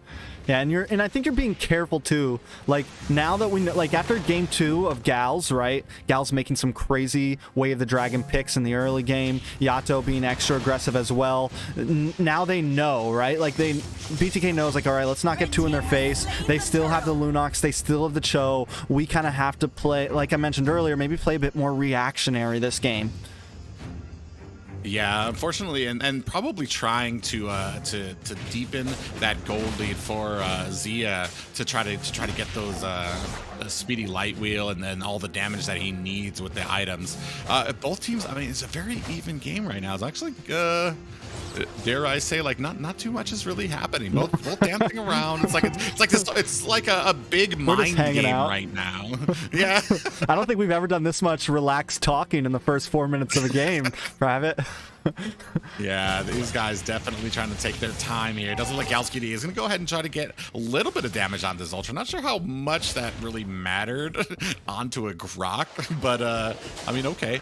And looks like Merciless actually might be in a little bit of trouble here. He's going to have to probably disengage here. He is going to come in here. We do have 2 of them, Mobazane and Fried Chicken. I don't like this fight for Merciless. I don't really think that this is yeah, unfortunately, it doesn't look like he's going to be able to protect this tower. He did buy some time, though. Yato coming in with the Darkening. Fried Chicken brought down to about half health. Pogi, is he going to let him walk away? He does. And again, just a lot of safety, man. A lot of I think both teams really at this point taking this scrim pretty seriously. Yeah, unfortunately, while it is a pretty safe game so far, I do feel like BTK, their rotations and the amount of damage, while not able to take a tower, not able to get a kill, they're poking a little bit more efficiently, if that makes sense. Yeah. Like you see all the gold is removed from the top tower, and from the bottom one there's more gold taken out there. So like they are more efficient at this kind of like very patient poking through these lanes. We do see a little bit of Pogi coming in. Just read that so well. Like, man, so this is going to be interesting. It's going to be kind of a... Finally, first blood off the cam. Yeah. Turtle is up, though, and I think this is the fight we want to see. Yeah, and unfortunately, I think that having 2 players up at top for AREA77 might mean this Turtle's going to be going over to the side of BTK. Pogi does come in, but it's not enough. Tempest Blades does come down and is going to help Pogi. I was going to say disengage, but a couple of pot shots there at Zoltra before he went in the pinch pose there.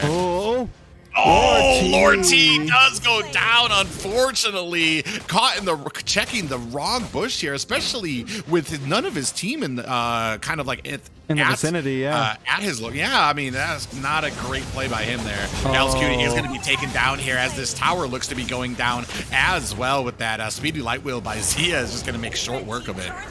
Yeah, and this is what I was talking about. We're starting to see BTK roll around as a unit. Mobazane, Cushion's Ultra just kind of snowballing around the map, waiting to find the next victim, someone to fall into the web. They got Lord T, they got Gals, so now they have taken a slight lead. We're looking at 1,300 gold lead into the hands of BTK. 7 minutes in, though. I will say that, you know, AREA77 still has a lot of damage to come in the next 4 minutes or so. You know, they can still really scale, so I would not count them out with these small picks happening. I think AREA77 knows they have some late game opportunities, so if we have to lose a tower or something right now, that's okay. Yeah, unfortunately, I don't like a Ling from behind. Unfortunately, he does lose out. I feel like he only really shines when he's ahead. We do see him going in, using that, using his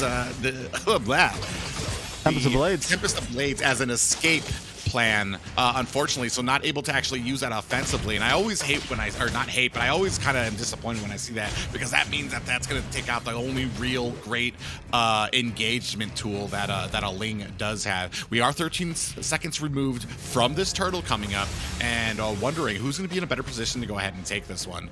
Yeah, looking at Yato right now, still waiting on about one more item to really be able to output some damage.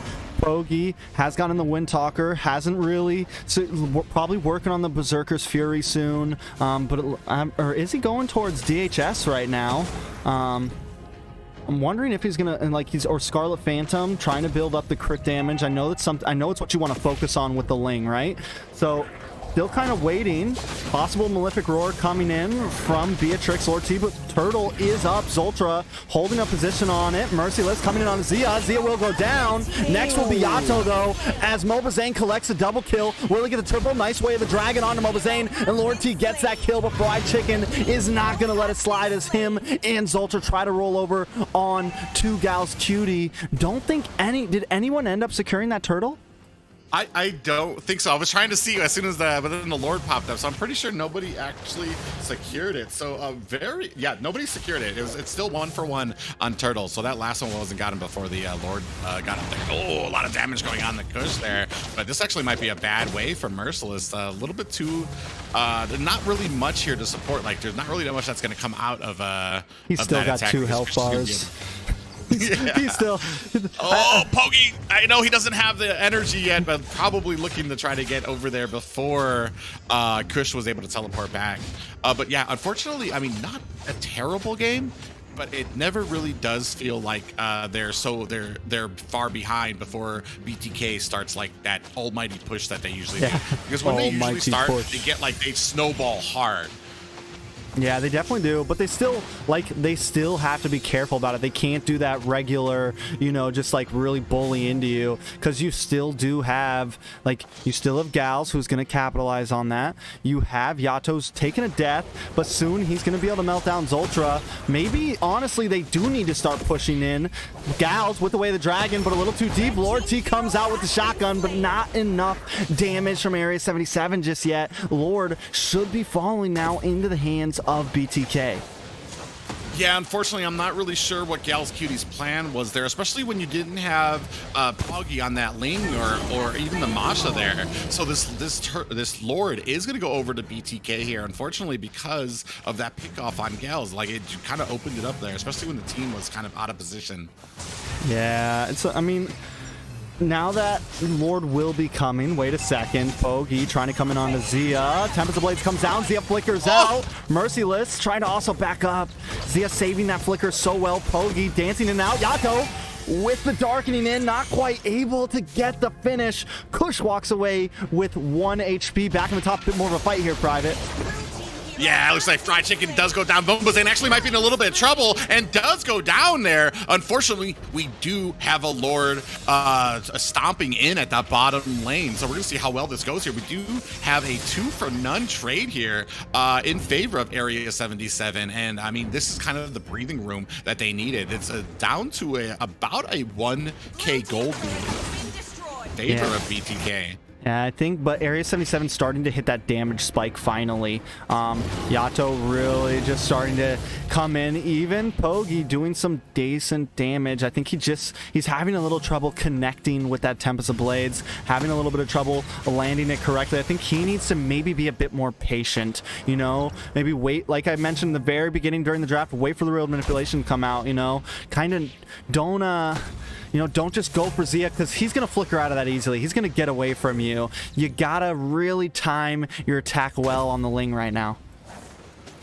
Yeah, and it's going to come down to the engagement with it, but there's not too much of a front line. You basically just have Merciless here, who's going to have to tank, and Merciless and the Gals Cutie here, that are going to have to take the brunt of the damage before Pogi is going to be able to come in with that Tempest of Blades, and hope that they've gone ahead and burnt out that flicker from Zia. Oh, Zane with a quick kill onto T, but they're able to respond back in the top, though. Pogi also finally landing one onto Zia, finally finding his target. A 2-for-1 trade over the map. AREA77 making a slow comeback here. Fried Chicken also getting a little harassed, forced to run away here. Trying to do some macro, but AREA77 is on to him. Yeah, and just like that, we are tied with towers now, and it's starting to be a more and more even game. Merciless might be in a little bit of trouble here. Wall does go up with that slow from Kush on that Eve. But yeah, looks like we're just going to be kind of resetting again, trying to plan up. We do have the Lord coming up in 22 seconds, though. Oh, Gals Cutie. He loves to try, man, and he knows Yato's there. Like, he's ready for it. Kush, though, also, Kush sitting at 0 deaths right now. Kush hasn't gotten any kills, but this is good. Oh, Lord T getting caught off camera. Bogey trying to engage on a Fried Chicken here. Tempest of Blades comes down, but that is not a target you're going to be able to easily take. You might even lose out. Forced to back off. Yato just standing still. We are trying to get a pause right now. Looks like we might have had a disconnect from Yato there. Yeah, unfortunate. Because the game definitely was starting to kind of eke out in favor of AREA77.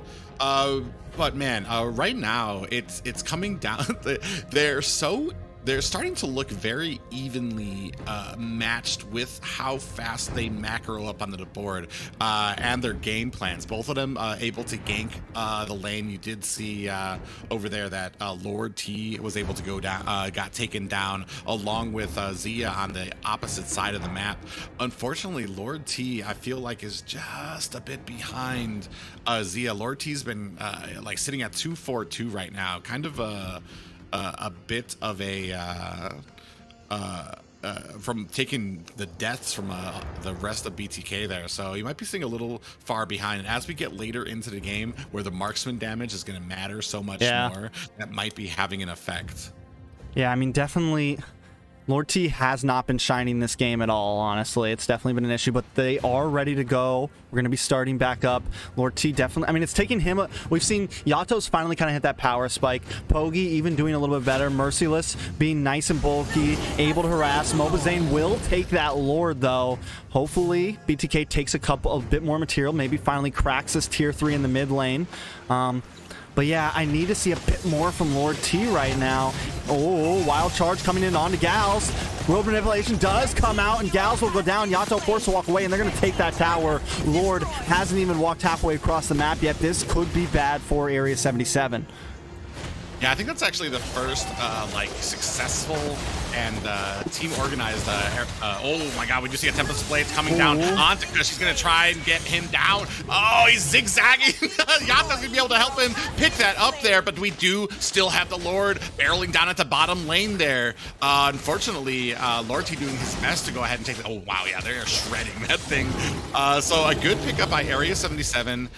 It is a 1-for-2 trade, and unfortunately, it looks like they might be able to get another tower here.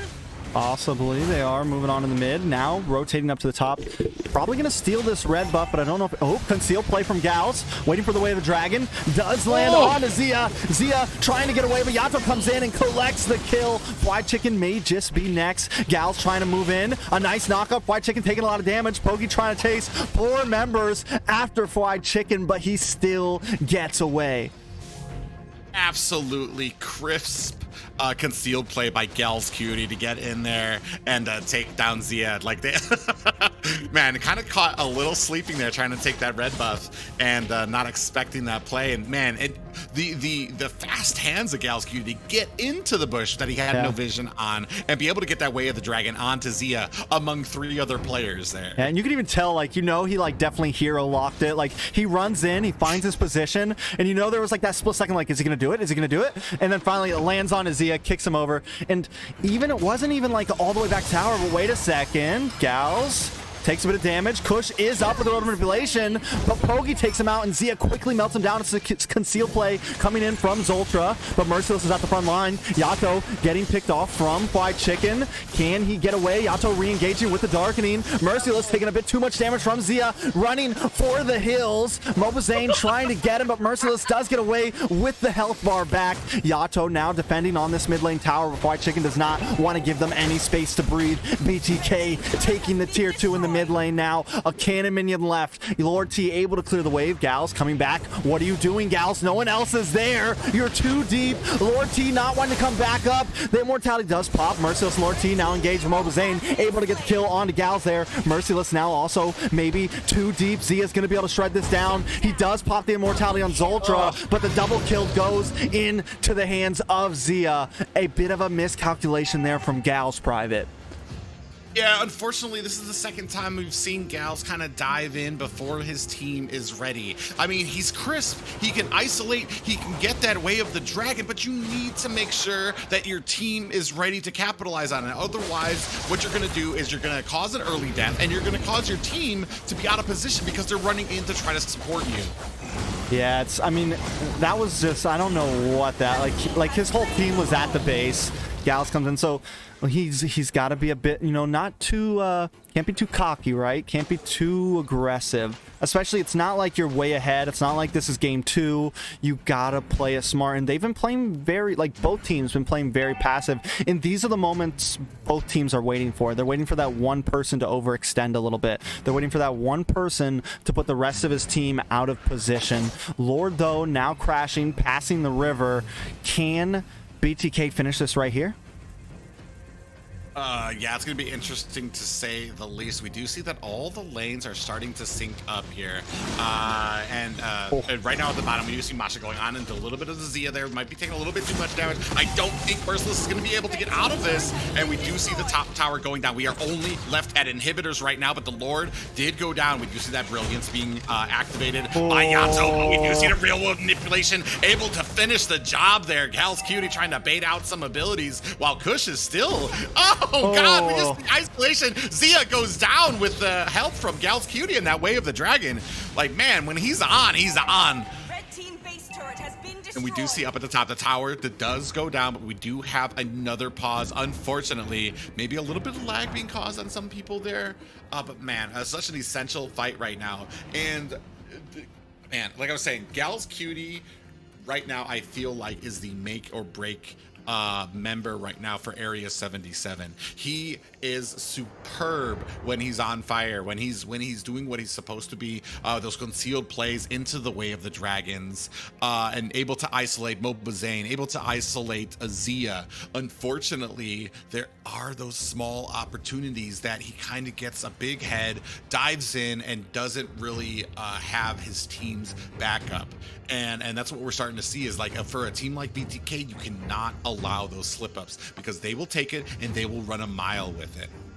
Yeah, most definitely. And I'm guessing there are just, it sounds like from what I'm hearing, there's a few lag spikes happening, things like that. Trying to be, you know, I'm not going to pause the game like mid battle, trying to kind of wait. There's a slight disengagement. We want to try to have the fairest experience. And Gal's definitely, I mean, right there.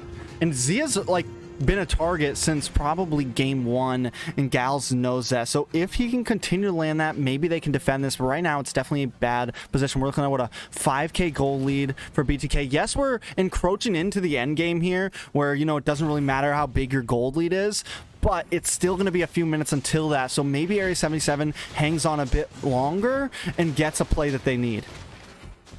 Yeah, unfortunately, like I said, we are kind of like at the back here. We are starting to find that part where Merciless is a little more than kind of a punching bag. We're waiting for Gal's Cutie to kind of isolate, and I do like Gal's Cutie into this carry right now because he is able to isolate her. And we do see Pogi with the getting knocked up there is going to be able to get out of that. Unfortunately, not expecting Zoltra in that bush over there.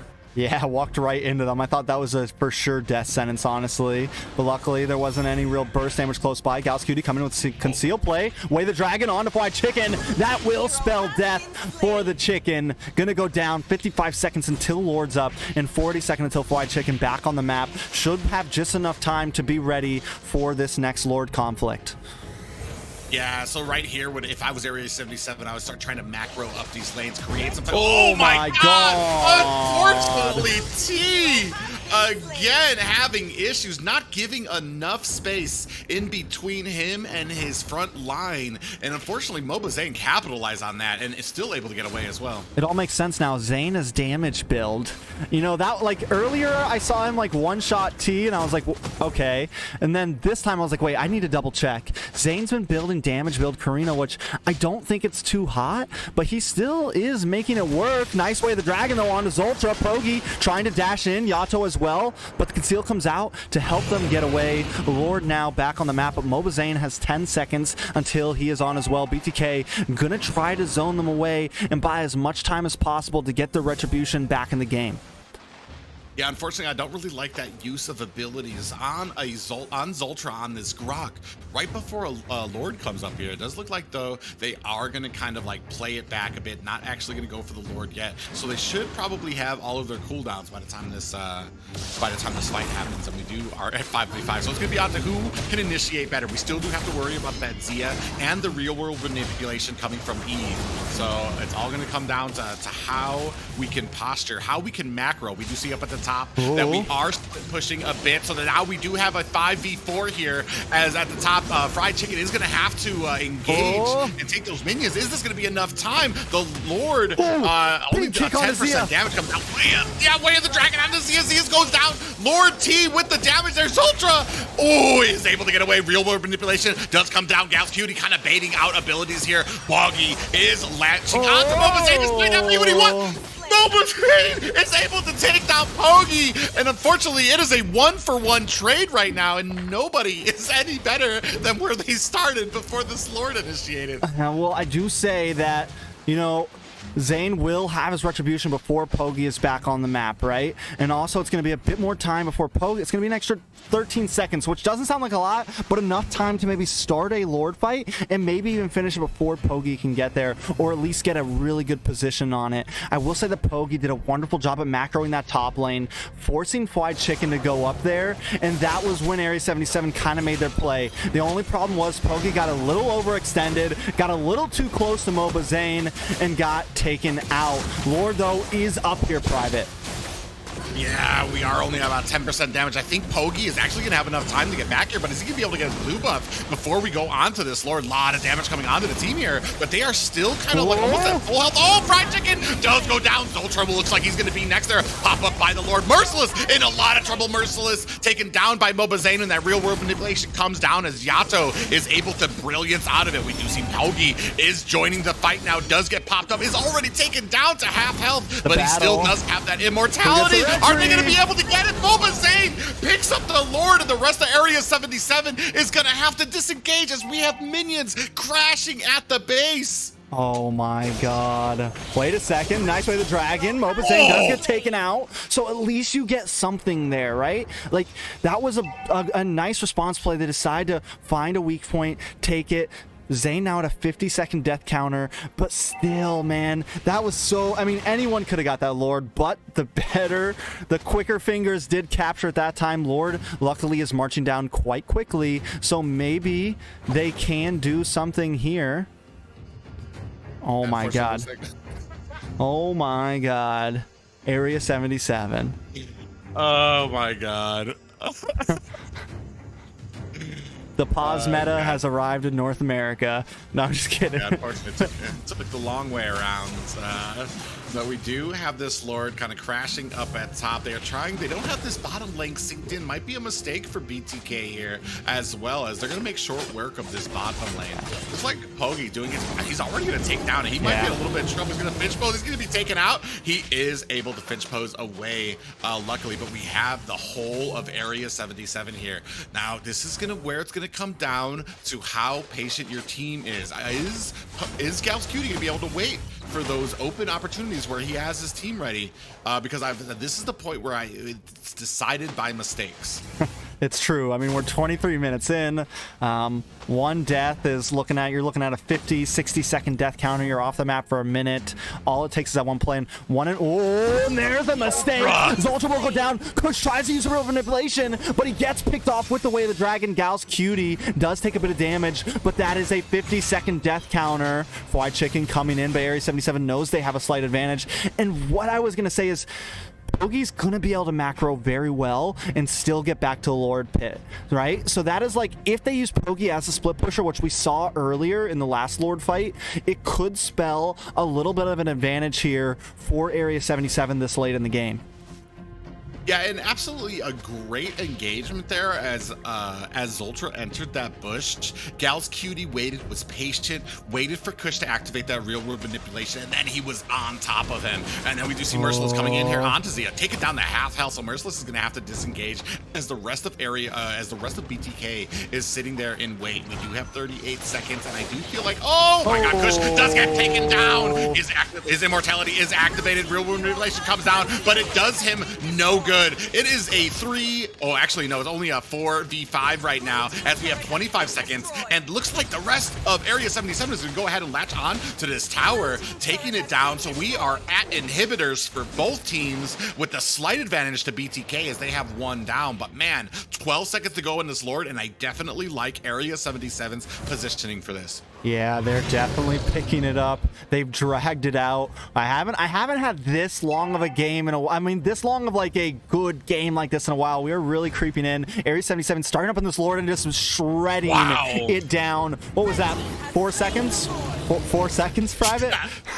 Yeah, unfortunately, but we do have Merciless kind of in here in the fray. Is going to go ahead and start on them, but the rest of the team isn't really even able to get in there. Yato does get taken down. Zia is in the back line, doing an immense amount of damage. Immortality is activated here, and this might be a bad way. We have a 1-for-1, or actually a 1-for-2 trade now as Pogi goes down, and unfortunately, I don't like that engagement. Yeah. You had the Lord, you could have just been patient, but Merciless kind of dove in there, kind of forced his team. That wall went up as the rest of the team got separated from Merciless, and unfortunately, Pogi and Yato paid for that with their life. Yeah, essentially now it's a 5v3 with BTK coming at your base with a wave of minions. The Lord meant nothing at all. Fried Chicken taking a bit of damage here, though. Still playing it, uses the Consecration to get some of that health back, but being awfully ballsy under this base. Zoltra going to come in. Real manipulation does come out. Wall also coming in. No wild charge placed just yet. Finally does get the knock up. Merciless shredded down. Mobile Zane gets the kill, and this could be it for Area 77.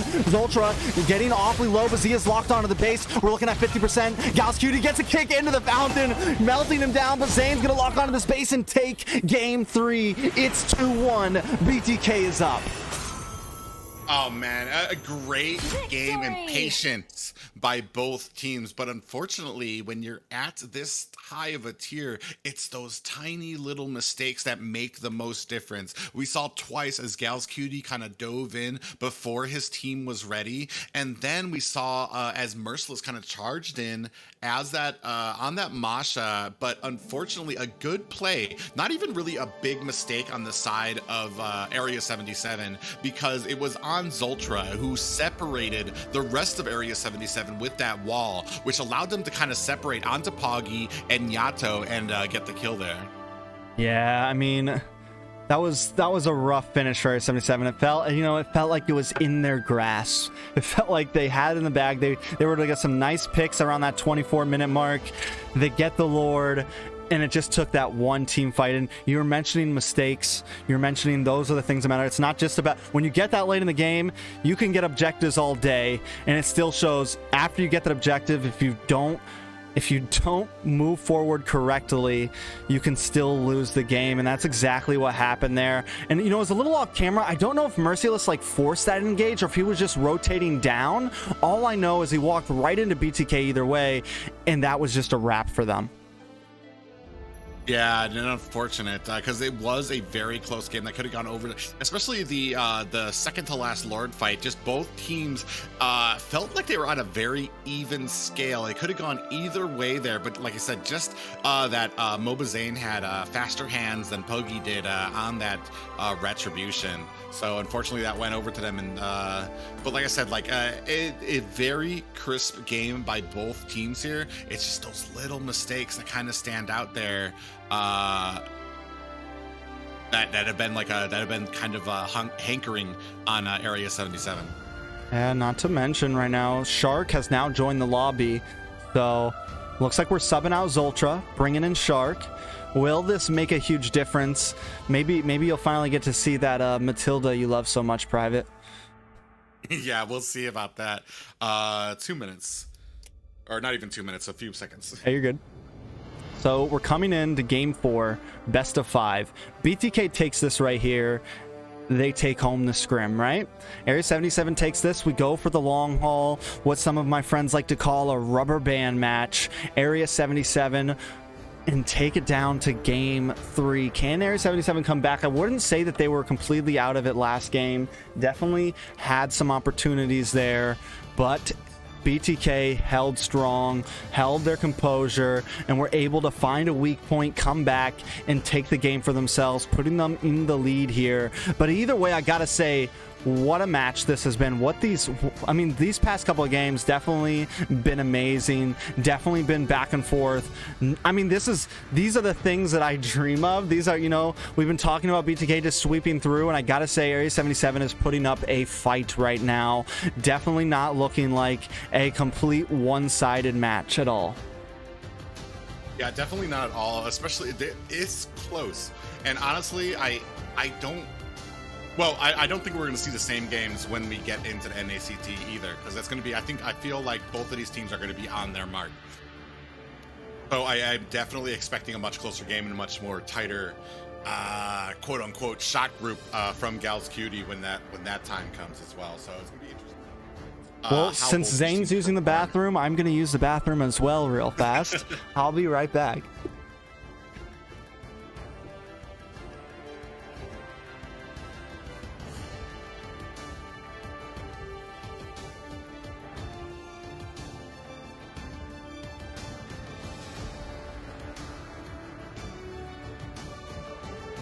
Y'all get the chill to my chicken nugget ASMR. Nom nom nom. Seeing Merciless's profile picture.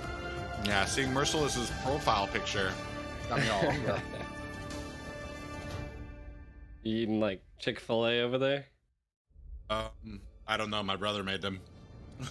He's been staying with me for the last week and a half now. So, and he's cooking. So I'm just like, all right. Hey.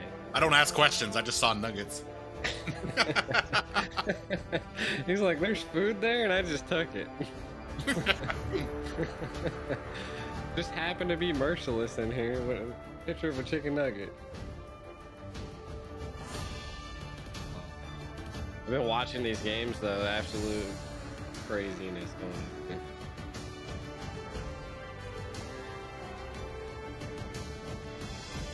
Yeah, I can't wait. Let's see if there's going more clarity here. You're definitely low volume though On Rex's? Yeah. It's probably because I'm coming out of Discord and he has me low because I'm loud as fuck. Yeah, no, it's Well, that sucks. definitely- Should I talk like this?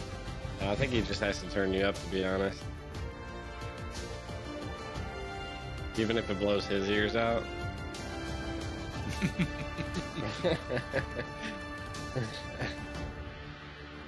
Found out my neighbors upstairs are. All they right, moved. perfect timing, huh? I wonder if that's because of me. Like the last few months of casting have been unbearable. It's AREA77's ban, right? BTK went first. No, BTK. BTK went first. Isn't it? AREA77 went second. BTK went third. Oh, and this is the fourth game, This right? is fourth game. So yeah, BTK is first, right? Right. Yeah. No, BTK was first, then AREA77, then BTK. BTK. Now it's AREA77. No, then it was AREA77 last because that was third game last time. So we're back to BTK now. This is game 4. Yeah. Viewers, keep us in line. Yeah, here. keep us in check. Come on, viewers.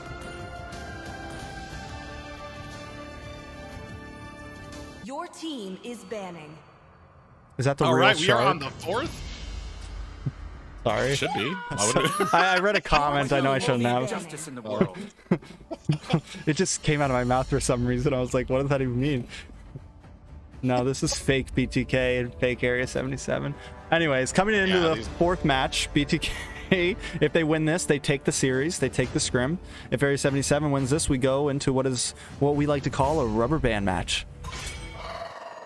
Your team what? is A rubber band Never heard match. that before. You go to the very end. You're bouncing to the end. That's what Tank used to call it.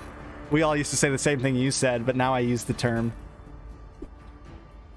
I'm just gonna go with sudden death. Sudden death. Something stupid, and yeah, something super extra. So I like the fact that Isn't it BTK is respecting this Chow ban immediately now. It's like, after 2 games, I think they've had enough of it. Even that last game, Gals had some definite miscalculations, some rough plays. But once he, like, when he was on point, it was clutch. Your team is banning. Yeah, especially with how he's able to isolate, and he's got some fast fingers, man. To be able to with how fast he's able to get into a bush that he has no vision on. We were talking about this before. Find Zia, way of the dragon him out of there, and then the rest of the team just kind of collapses. So I mean, it's gonna be interesting to see where AREA77 goes, where Gal's Cutie can use to initiate here. Because I'm not gonna lie, he was kind of a very integral, not that, I mean, honestly, all these guys play very well, but like that show and those isolations were very integral to AREA77's success so far. Your team is Yeah, banning. I mean, it was probably like I think you were saying it in the end of the game, like all of it weighs on Gal's shoulders right now. So definitely makes sense. Valentina, I'm loving the fact that we're no longer seeing Terizla. He's a permaban at this point for the second pick team. I don't think we're gonna see him anymore. He's now been wiped off the meta. He'll be in that ban circle for a while. Julian also getting banned, been typical, so nothing too crazy. The only target bans that have really arrived in the past 3 games are this Terizla and this Cho. Yeah, it's gonna be really interesting to see what we pick up, because now we've added Cho to the ban list, which wasn't there before. So I mean, we're possibly going to be looking at Xavier coming back out again, or maybe even an Akai. We've only got 2 more. We've got 1 more ban now. So Wan possibly. Yeah, I'm assuming it might be the Wan here. I'm not really too sure. I don't want to like guide the decision here, but yep, we're gonna go with the Wan there. Definitely not wanting to let that come out of respect ban for Zia there, but now the Akai is open, the Xavier is open. Yeah, and we're gonna see how well this is gonna work out in the favor of BTK. Yeah, we know if they pick up the Akai or something like that on BTK, we know Yato's probably gonna lock the Xavier. But my question is the Xavier lost game 1. Oh, Kush locks in the Xavier. So now we have the Akai open to AREA77 here. But even that, it was open last game until the second phase of bans, and then it got banned out. So both teams not really making jungle their like major priority right now. Yeah, interesting pickup here too. I guess Merciless was all right in the lane by himself. My biggest question here is, where is Gal's Cutie going to go from here? I want to know what his support, because I think this is going to change the entire comp and the strategy coming out of AREA77. Yeah. What was the first? Their first roam was Angela. Oh, it's because they had Kid. That's because they had Kid there. Okay. Yeah. They had the Angela, then they had the Raph on the side of BTK, yeah. And now we're seeing Shark, so probably some more tank opportunities as well. Lord T locking in the Claude, which I think is a good pick, but the Franco slips through. This could be bad for AREA77, and not just that, but it's Shark back on the Franco. Zia locking in the Beatrix. Definitely a powerhouse with those first 3 picks right there on BTK. Yeah, we talked before about Franco users and what tier you have to be at to be a successful Franco, and Shark is definitely so far past that tier of how great he is and meticulous, and how crafty he can be on these heroes. So a great pickup by him, but we're definitely gonna need to see an answer from AREA77 for that roam position, like something that's going to be able to provide, because like Shark's going to be harassing the heck out of you, and we do have an Atlas pickup. This has been such a common This has been really common, I feel like, the Franco and the Atlas. Like, one team picks a Franco, the other team immediately picks up the Atlas. It's been like this battle that we've been seeing happen. I mean, I think every time I've seen the Franco slip through, the Atlas comes up right after it. Yeah, interestingly enough, what was happening before is that it comes to a point where you're actually almost sacrificing an enemy hero on AREA77's side, because what I've seen happen is it'll first start out where Atlas will start blocking the hooks by himself. Unfortunately, what will happen is that when you get to mid to late game, the enemy team, a team like BTK, will be able to burst down the Atlas as soon as that hook comes in with the suppression. So what they'll end up doing is they'll sacrifice a teammate to go out there, and then Atlas will come in with those fatal links to be able to kind of bring them all in. As soon as they all kind of surround around to get that kill that they think they have from the hook, Atlas will come in at the end. So it's going to be a really interesting to see how this is played on the side of AREA77 and BTK, because yeah, this is something we see over and over and over again, that Franco into an Atlas. Now BTK in the second phase of banning, the Lunox getting taken out. We're starting to definitely see some hurt on Yato's hero pool right now. No Valentina, no Lunox, no Xavier. You know, does he fall into something a bit more of a comfy pick? You know, like the Lilia possibly. I don't know how. I think she gets a little too outranged by the Xavier right now and the Beatrix. Maybe a Kagura, something safe like that, or possibly even a Farza for some backline burst damage. Yeah, I was about to say, my choice would probably be onto a Farja or a Kagura to provide that AoE damage into the team fights when that would help out Gal's Cutie when he lands that fatal links. So I mean, you can go either way here. And there's other mages out there too as well. Sicilian might not be a terrible choice. I think I would prefer probably a little bit more early game coming out of the side of AREA77 right now with what I'm looking at their comp. I think we only really have Merciless as an early game, and the rest are really going to be late scaling heroes. Nope, and as I say that, they go ahead and ban out that Sicilian. Yeah, they're just like hard hitting Yato right now, taking away as much as possible. Selena?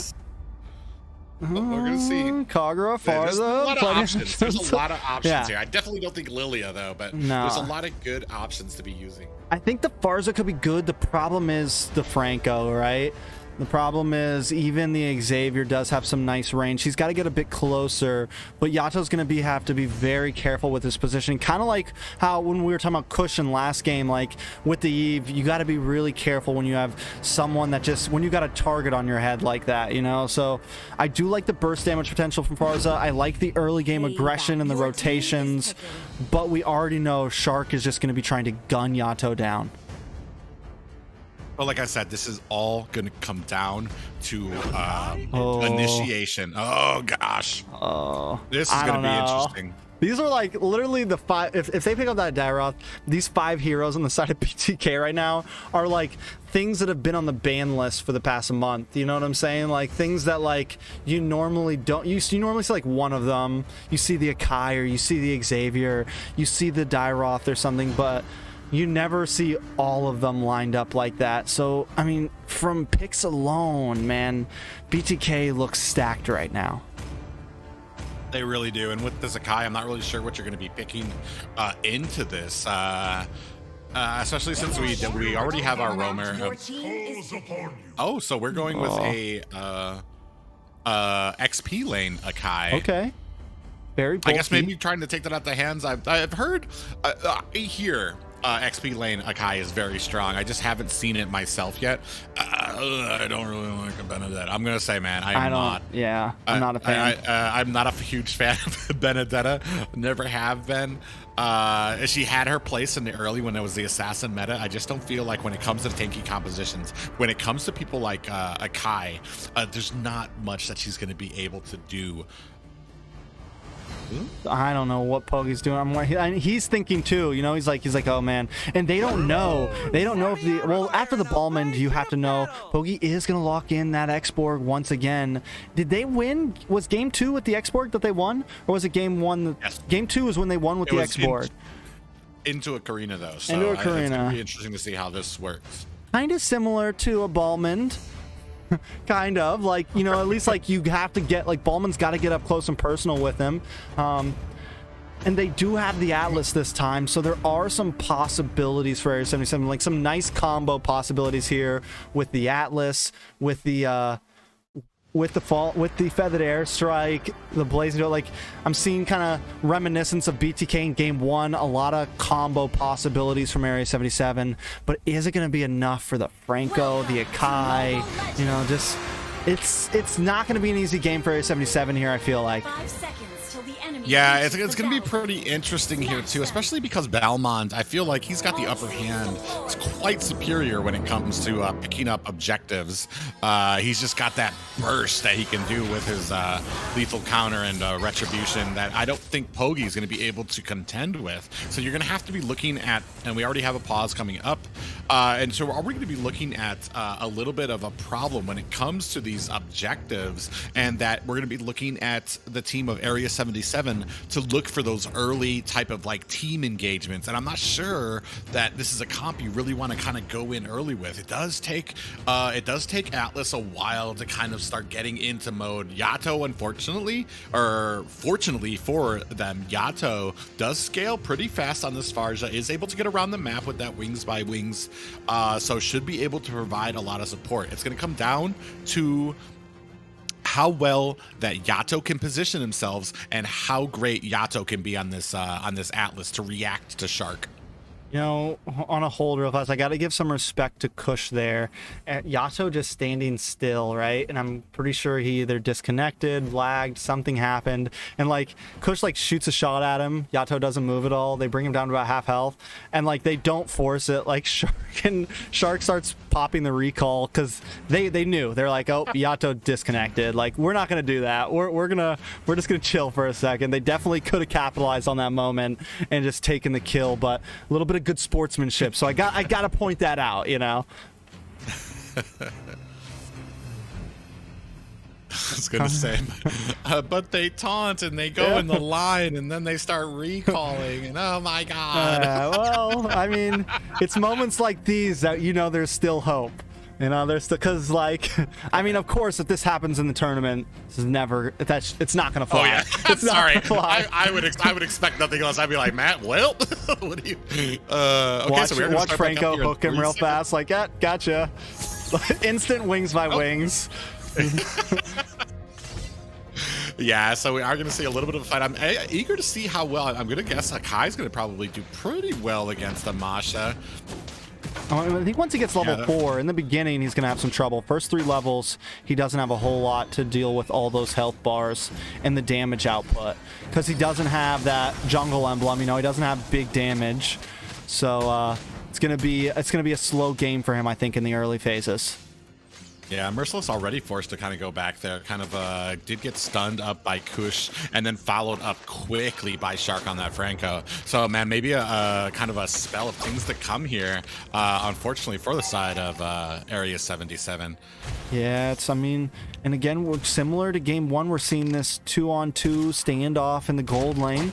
Both tanks not trying to leave their marksman behind. Kind of like who's going to leave first, right? Kind of just the old Mexican standoff. See what happens. Mobazane is coming down, going to steal that gold crab. And with Yato forced to go back to base so early, we're already seeing the rotation kind of fall into the hands of BTK. Shark with a hook, flicker to the left, and the lethal counter seals the deal. Yato will be first blood. Yeah, unfortunately, I'm not really liking his chances right now on that Farja. He's gotten caught twice by Kush here. Last Insanity is going to be used here as an escape tool, unfortunately, and that means that BTK is going to be in a great position for this turtle.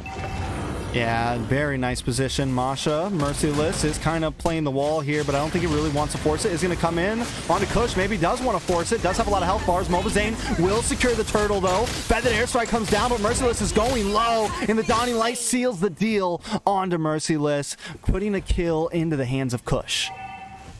Yeah, unfortunately, kind of a peculiar setup by AREA77, as Yato was forced to kind of position himself behind, so he had some type of support, but that allowed Kush to kind of catch all of AREA77 in a nice, neat little line to be able to throw out that Dawning Light, and now the rest of AREA77 was forced to disengage there after losing one of their players.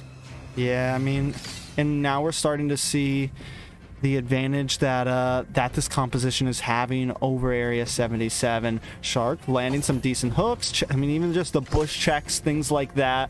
We're seeing, you know, BTK kind of control the map a bit more. Shark, like the AREA77 doesn't even want to cross the river right now very much, or barely even come into it. They know the threat of that hook is there. They know the possibility. And Ballman has a pretty solid early game. Even if he builds completely tank, he just already has a nice damage output with the lethal counter, and we're watching him now just kind of steal away at jungle away from Poggy and slow Poggy down in his own farming as we move forward. Merciless getting caught off here. Yeah, he's going to be in trouble there. There's not going to be much that he can do there. Taken down, followed up by a Dawning Light, and then Mobazane was able to dive in on a tower. But he does have 3 AREA77 members coming in. We do see that Fatal Links coming in on the Mobazane is going to be enough to take him down. We do see Feathered Airstrike comes down, is just a little bit wide, but Mobazane still cleaned up by the rest of AREA77 here. So we are at about a 3-1 game here right now. Unfortunately, Yato almost got pulled in there. And unfortunately, Yato, I feel like, is not as comfortable on this Farja as he is a lot of the other mages. His positioning seems to be a little off, especially when coming into like these hooks from Franco. Like, that's something that you should just be expecting from him. Yeah, he's gonna have to play it safe. Even this, walking around, and now we're seeing them not only control the river, but they're now encroaching into AREA77 side of bushes. So like Shark just holding a position at this point, and AREA7 has to take an even slower route around the jungle. Mobazane is starting up on this turtle. Gal's coming in. Possible Fatal Links. Not quite able to secure it. Feathered Airstrike does come down. Pogi getting a little bit of chip damage. Dawning Light comes out. Does not connect onto anyone, though, luckily for AREA77. Yeah, unfortunately, they're kind of on their back foot right now, and their rotations are starting to suffer for it. Lord T starting to kind of, or not Lord T, Pogi kind of like rotating a little late. His team not in position. We did see a wasted Feather Airstrike. It's kind of like they're not in sync right now, and it's kind of, I feel like it's kind of happening because they're behind. We do see Zia coming in onto Lord T here, a lot of damage, but Lord T's going to be able to disengage from that. Yeah, but look at all of the... I mean, that's another gold crab into the hands of Mobazane. I want to take a look at his gold right now. Sitting at 3,500, actually beating out Lord T. Actually beating out the gold laner of AREA77. So Mobazane scaling very early on. Already got the cursed helmet. Moving on to his next core item. This... I mean, 2,000 gold lead, just a little shy under it. It's looking good for BTK. Fatal Links does not connect. And the Feathered Airstrike is wasted. The hook comes in on the Gals. Gonna flicker back. Gal's taking a lot of damage. Lethal counter to help finish him off. Yeah, unfortunately, man, we do see this blazing duet come in there. Merciless is gonna have to escape. We do see that Dawning Light taking Lord T dangerously low, and unfortunately, like, I feel like these fights are kind of like backhanded. They don't really have all their play. Oh my God, Zia putting a lot of damage on Yato, who's gonna be forced to wings by wings away, but nothing's to be able to save this tower now. Zia might be in a little bit of trouble. Last Insanity does connect and is able to take him down. It is a 4-2 game right now, just slightly under a 2K gold lead for BTK. And honestly, like, AREA77 needs to put something together here for the next few minutes here, or they're just going to keep on creeping farther and farther away. Yeah, I will say Pogi hasn't taken a death yet, so he's not falling too far behind. He's just lost a lot of jungle camps. Mobazane's been stealing these side creep camps on each side of the map every chance he gets, taking gold crabs. So Pogi definitely a little bit behind, but not as far as he could be. Still a little bit of hope. And with that last play, and possibly it looks like taking this Lord, Merciless getting caught off here, but he does buy enough time to let Pogi get that turtle. Pogi now playing the distance, keeping his distance, and doing a little bit of chip damage, forcing them away. Shark not wanting to force it as the rest of BTK sits in mid lane. Yeah. And we do have a couple of bush checking Dawning Lights coming out there. Is able to catch AREA77 here. We do have, it is a 1-for-1 tower swap. We do see a little bit of trouble up at the top, or at the bottom for Fried Chicken. He is able to disengage there, but man, he is macroing up and he's just relentless on his push on these towers right now. Yeah, I mean, we were wondering how Fried Chicken was going to do on the Sakai, and he's doing just fine. just fine. They've switched lanes now, and right when we start talking about how the towers were even, BTK comes in, takes the bottom. I mean, they take that mid lane tower, which is going to open up to something we just saw. Mobazane trying to steal these blue buffs away. You know, maybe even trying to steal even more away from Pogi, which is going to be a problem. But Feathered Airstrike with the Fatal Links does connect. Zia taken down. So AREA77 finding a play here and there, which is good for them. Yeah, but right now I do feel like a lot of the plays are kind of reactionary, and they kind of have to be that way. They're just not in a position right now to be kind of like full offense right now. Only 1K gold difference between BTK, and so we do see them kind of macroing up a little easier now. What we're waiting for is to get some more focus onto these objectives. Can they start getting towers? Oh, we do see a hook land on the Gale's Cutie with the suppression. Lord T is going to come in with that blazing duet. Is it going to be enough? It doesn't look like it yet. He is going to bait out a couple of tower shots, and we do see it immobilized. Dawning Light has come on with a feathered airstrike coming down. Is it going to be enough to take down Mobazane? It's not, and Mobazane actually getting away there as Gal's Cutie paid the price. But we do insanity. pick up a mid tower. Yeah, so they get something. You sacrifice Gals for a tower. Not a horrible sacrifice, right? Like, not the end of the world, of course, but I will say Lord T's starting to do a bit more damage, and he has also not taken any deaths. Most of the deaths on the side of AREA77 are either on Gals or Merciless, which are people you want to, if you're going to have someone die, those are the two people, right? So I definitely don't count AREA77 out. We're getting at the 10-minute mark where I feel like Lord T and Pogi and Yato are going to start hitting that power spike here. Oh, we do have a nice pickup by AREA77. Are they going to complete? We do see a Fatal Links coming out. Yato does take down Fried Chicken. We do have the Blazing Duet coming down onto it. Zia dangerously low, but he is able to get away. But that is a 3-for-none trade, as also AREA77 is able to pick up that Lord. So they are sitting in a very good position here with that fight, in a beautiful, started by a beautiful Fatal Links from Gal's Cutie there. The 9-minute power spike is real. And this is something I see from AREA77 a lot, honestly. Like, of course, against BTK, it's a bit harder for them, but I see them go against a lot of teams and maybe even take a death in the early game, something like that. And then once you get past that 7, 8, 9-minute mark, they start making some plays on the map. But off camera, Franco does get a pick on a Merciless, which could be very helpful in this Lord defense. Yeah, but Lord T was actually able to pick up a tower here. So the towers have swung into the favor of AREA77. Regardless of how they're doing with that Lord right now and the death that they just took, they have been put at above a gold. They're in the gold lead finally here now. The first time in this match that they've been in the gold lead. Yeah, and I mean, that's a big statement because it was looking a little rough for them in the early. They found the rubber band. They've bounced back. Lord, it's going to be about 1.5 minutes until we see it back up, so there is some time to bide in. AREA77 not playing aggressive. 3 members are sitting in the bush, but up in the top, Pogi is getting suppressed. The passive pops, so he's able to dash away. Merciless, don't get too crazy. I don't know if this is what you want to force, but the rest of the team is actually here, and they have locked on to Mobazane. Feathered Airstrike does come down. Lethal Counter comes out, but still not enough. Dawning Light comes out, but Mobazane will go down. It's a 1-for-0 trade for AREA77. Yeah, very nice concealed play there. I was a little worried about Yato being so close, but oh wow, I know. I got caught by a hook. Oh. that would have been the game changer right there. But yeah, definitely getting a lot more comfortable. Look at that damage that Lord T just took from one Dawning Light.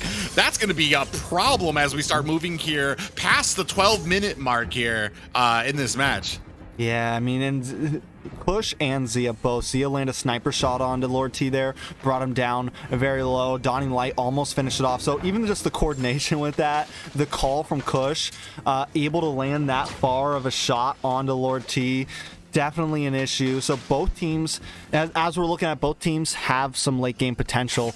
Both teams have opportunities wherever this game leads to. It's really just going to kind of come down. Pogi getting pinned by that Hurricane Dance. Dawning Light comes out to do a bit more trip damage. Pogi, though, wanting to keep engaging and know the rest of his team is now here to back him up. And AREA77 so quick to the call. Pogi so fast to re-engage if they want to take it. But BTK also smart enough to not force the fight. Yeah, I was about to say, like, a very nice engagement. I think any other, we do have a concealed play. Suppression is activated on the Gal's Cutie, who is going to be able to get away to safety. Probably the wrong target that you want from Shark, and we do see around the bend there. Merciless is latching on, trying to do some damage there, trying to get some scouting reports there to his team there, and the Pogi is starting up on this Lord. Man, this could go either way right now. We do see Merciless taking a little bit of damage here, maybe trying to sidetrack the rest of BTK as they are zoning out. This Lord down to about 10% health. Unfortunately, is this going to be enough? Are they going to be able to take it? We do have a Feather Airstrike. Fatal Links comes out with the last Insanity. Is it going to be enough? Pogi picks up the Lord, and we do have a death from Gal's Cutie right now, and BTK is on the retreat. Unfortunately, Shark goes down, followed by Zia, and man, this might not be a great position for BTK, but man, AREA77 right now, 3K up right now, and about to start crashing into this mid lane. Yeah, with a lot of minions coming. Lord chilling at the top, Feathered Airstrike with the last Insanity. Fried Chicken will be next. Now it's 3 members down. Shark coming up in just a few seconds. Lord still coming private. Yeah, still coming up at the top there. They are going to go ahead and disengage to take on this purple buff. Not sure if they're going to continue here. They didn't really exactly have all the lanes synced up. Looks like they're going to go ahead and match it up here. Into Mobazane, we do have that Blazing Duet. Kush getting taken down very dangerously low. Mobazane at less than half health, but he is going to be able to escape. Another Airstrike coming down as a suppressive fire to siege into this base. Now we start seeing where this Farja is starting to play a pivotal role into these tower pushes. Yeah, it's going to be very helpful in these attacks, and so is Gals, because they don't want to stay up front. Fried Chicken getting a bit stunned there. Zia just trying to clear the wave. Mobazane now playing against the wall, checking out his blue buff, checking out his jungle. Wants to get as much, and this may be deadly for him. He's a bit deep, and if he gets stunned up while the rest of the team tries to catches him off, could be rough, but he feels comfortable. He feels confident. Yeah, he does. And man, this is such a great match right now. I can tell AREA77 starting to feel it, starting to have that power spike, starting to get a lot more comfortable and confident in these fights. Gal's Cutie sitting there trying to get a little bit more vision as Fried Chicken and him duking it out here, but it's going to be little jockeying for position here as we move into this next Lord. Still 60 seconds to go there, so it's going to come down to macro. We do have a little bit of a concealed play. Fried Chicken getting a little close, does connect onto Gal's Cutie, but not really able to make anything real happen from there. Yeah, so you're going to lose that conceal. Should have it back by the time the Lord comes back, but the way Merciless, the problem with that BTK is going to have in this next Lord is this top lane, right?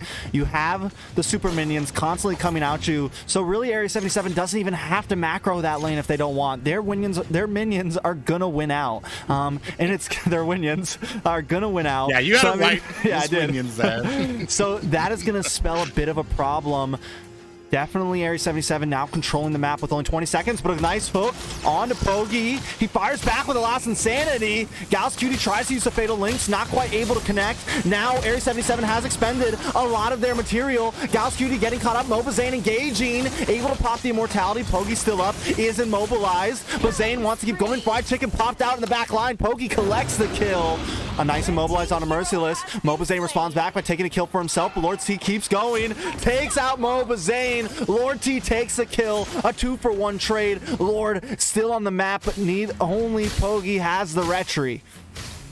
Yeah, unfortunately. Oh my god, and a caught suppression onto this Merciless goes down, followed by maybe a little bit of an extra dawning light than was needed there. But man, I think AREA77 in a good position to start taking down this Lord. And yeah, this could be a little bit of a problem for Mobazane and the BTK, as they are not in a position to really contest this. Yeah, they have no retry, but it looks like Shark wants to try something. Zia with the shotgun out, waiting in this push for a possible play. He's gonna move in on Yato, misses the first shot, lands the second, brings him down to half health, but Pogi secures the Lord. Shark also pretty low as Pogi continues to chip away. Shark will go down, a mega kill for Pogi. Fried Chicken trying to do something over on the side. A nice frozen, Fatal Links on to Zia. Dawning Light comes out to split up the fight so Zia can get away with a sliver of health. Pogi continuing to harass, and this is where the X-Work starts to shine. We're seeing him deal with Mobazane, deal with his Ballman, actually winning out in the 1v1. Mobazane has to retreat to the last Insanity coming out. It might be a bit of a mistake, though. Why would you go in? Oh, gosh. What was that? You on the ropes. You could have just let him go home to lick his wounds. A last insanity there. Definitely a miscalculation on the side of Pogi there. And almost might be a little bit of a waste of this Luminous Lord. So now they're out of position, they're outnumbered, and a 24-second death timer on Pogi here. This is the second. They did the same thing last time, except last time it was Merciless. And even then, again, Merciless on that Masha biting off a bit more than they can chew, and then Pogi coming in, chasing down Mobazane so greedily. Another miscalculation. Now at this point, the battlefield is just about back to even. Yes, they have a lot more towers, but gold, only 1,000 gold lead for AREA77. BTK actually holding a much better position on the map, and with Lord on the top side, it'll be a lot easier to handle that EXP lane macro. So definitely giving a bit of an advantage on this Lord over to the hands of BTK here, Private. Yeah, unfortunately, man, when you come into games like this, I know BTK are the top, but you gotta leave that ego at the door. You gotta come and play it smart. And we know that they can't play it smart. We know how well they can play this. Fried Chicken, a little bit, might have spit off, speaking of which, Fried Chicken, yeah, he might have bit off a little bit more than he can chew there. Is gonna go ahead and activate that Hurricane Dance. Mobazane coming in there as well to kind of join up, try to create some suppression onto Merciless. We do see a Feathered Airstrike coming down with a Fatal Lynx, and is that gonna be enough? Though Shark is going to go ahead and latch on. Zia does go down. Mobazane taking a heap of damage over here from Pogi. And right now, 3 kills unanswered. BTK on the ropes. That's a full team wipe. They surrendered. Yeah. Oh my God. Well, I didn't want to believe it. Either way, it was a mirage. Oh, was that a surrender? That was a surrender. I mean, at that point, you know, let's get on to the next game. But I don't think I've ever seen that happen. I thank you guys for joining us. If you want to see what happens next, go ahead and join us on Friday to the NAC. Yeah, see you later, guys. We're gonna go ahead. See you later, guys. And we're out. That was a nice tease. Yeah, we're out. We're gonna leave it on that.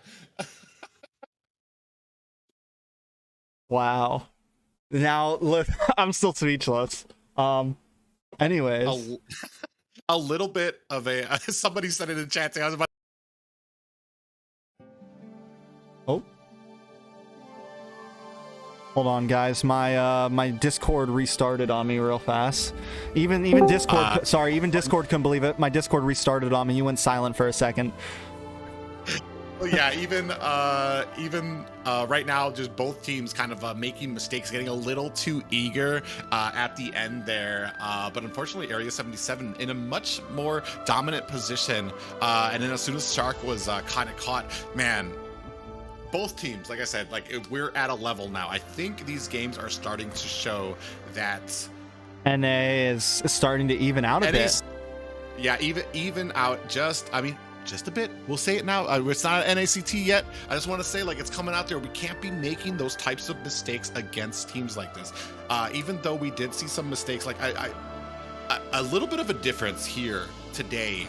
Or this last match than I saw than the last match that BTK just won, because they were crisp, they were on point, they had a plan and they were executing it, and the mistakes were being made just on the side of AREA77.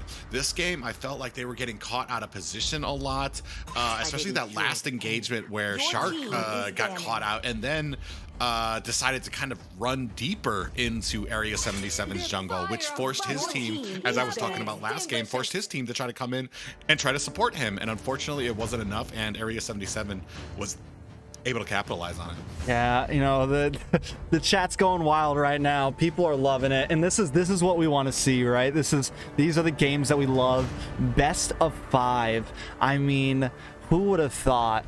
This, and just like there's a grin on my face that I wish you guys could see. You know, BTK versus AREA77, and yes, it's a scrim, but still, the fact that we're getting this far into this is just an amazing thing to see. But back to the game, AREA77 first pick, first ban, Valentina and Masha taking off. Oh yeah, I gotta share my screen. Sorry, I'm so excited. We're definitely gonna see. We do see. Banned by Your team is for the first 2 or 3 games as well, so they didn't want to see it on the field there, and then picking it up for that 4th game, and then using it pretty proficiently as well. It wasn't even as it didn't kind of like end the way I thought it would, which is where it would be kind of a match between Franco's hooks and Atlas getting those fatal links. It was more or less because I felt like Shark, he landed some decent hooks at the beginning, and I felt it was a little bit of a I don't know, a calming period where eventually Yato was trying to get his wits about him, trying to get his feet back on that Farja, and as we started moving into the mid and late game, was able to find his positioning, but able to keep himself out of harm's way from those hooks, and really perform when those fatal links started coming out. Yeah. So I mean, it's going to be interesting to see how we go and we approach this, because now we're starting to add more and more respect bans to these matches. Now we still see that show ban up at top, and now joined by a Mashta. Yeah, not only that, and something I'm still the jungle Xborg really just came out, and I'm wondering if we might see that again. So the Chow getting banned, all typical. Atlas now also getting banned. The evolution of the bans in these past 5 games have definitely changed a lot, and more things are opening up. Atlas has joined the table. Chow, Julian is up. AREA77 decides to go for the Terizla instead. Will we see Zia pick up the Julian? Kush, or no, Zia's not maging anymore. Kush will pick up the Julian. Yeah, he was very quick on that, and this might spell doom. I was about to say that this is not where you want to be. Is respect banning for your opponent rather than banning into a meta, because what that's doing is that opening up things for the enemy team to kind of go into a comp that they're comfortable with. Unfortunately, I guess we're gonna have to see how this plays out, how this Terizla plan pays out, because like I said, we did see there were some very successful first matches with him, and then he started getting banned out. However, I have yet to see how they will do against a Julian here, because man, let me tell you, Julian, he packs a punch. To put it simply. I mean, he did take a slight nerf, and we haven't really seen him because people are still banning him. So my guess is he's still a strong pick. A lot of teams still feel like he's a problem, but he's not going to be like as much of a problem. So the question is, we saw how good the Terizla was. We know the Julian is good. Do you think the Terizla was a fair trade? Do you like that's the bet right now, right? Like, was it worth sacrificing the Julian to pick up the Terizla? Interesting to get a Karina into this Kufra, and I'm actually even wondering if this Kufra even counters Julian's his dashing attack, because I'm pretty sure he just goes invisible. I don't think he actually dashes through, so I don't think Gal's Cutie would be able to stop him. But man, we're gonna see how this works out. I mean, possibly, are we gonna be banning out this Xborg? That's what I'm kind of wondering, because I mean, maybe I don't see why you wouldn't pick Xborg on the side of AREA77. They've been very successful with it so far. Yeah. Do you put your egg in that basket? I'm wondering how it's gonna do. Like, how does it do against a Julian though? That could be a problem. Like, Julian is a bit more of a close-up, but he's a mage who has that knock-up. So it's one more bit of knock-up to help slow down the Xborg, right? To help Mobazane get a better angle at it. Plus, they're still going to get a tank with Shark. So still, it's iffy, right? And I don't know if AREA77 is like super sure about the Xborg, just like how we still are kind of like, I'm still like, I would put it at 75-0 now, maybe not 50-50, but like there's still questions about it, you know? So it's like, and this is game 5, right? This is it. So I think it's a solid pick. It has done well. This track record is 100% right now. So it is a possibility for sure. It's going to be interesting, because I wonder if this is going to be kind of pushing them into a Ling pick. They do already have that Kufra, so it will be they will take out the biggest counter for Ling there. I mean, they've got a lot of options, does AREA77 right now, so it's really interesting. Definitely, we're going to see what these last picks are going to be for the side of BTK and AREA77, because, man, I mean, do you keep dipping, like you were saying, do you keep dipping into that same well? You definitely can't use a Balmon here, because Shark and Kush are definitely not allowed that can come out. No. And I don't believe it. Nope. I don't know if I like that. I think I like don't the think X-Borg so. better than that. I don't know. I just haven't seen. I don't think Pug's track record on the Barats is all that. And I don't know how it's gonna and that, fare. and I don't like the initiate or engage from a Barats. I mean, if you had like a Matilda, okay, well, we're gonna go with it. All right, We're running We're gonna it. see how well that this does, how this goes, because I mean, they do still have a lot of CC, right?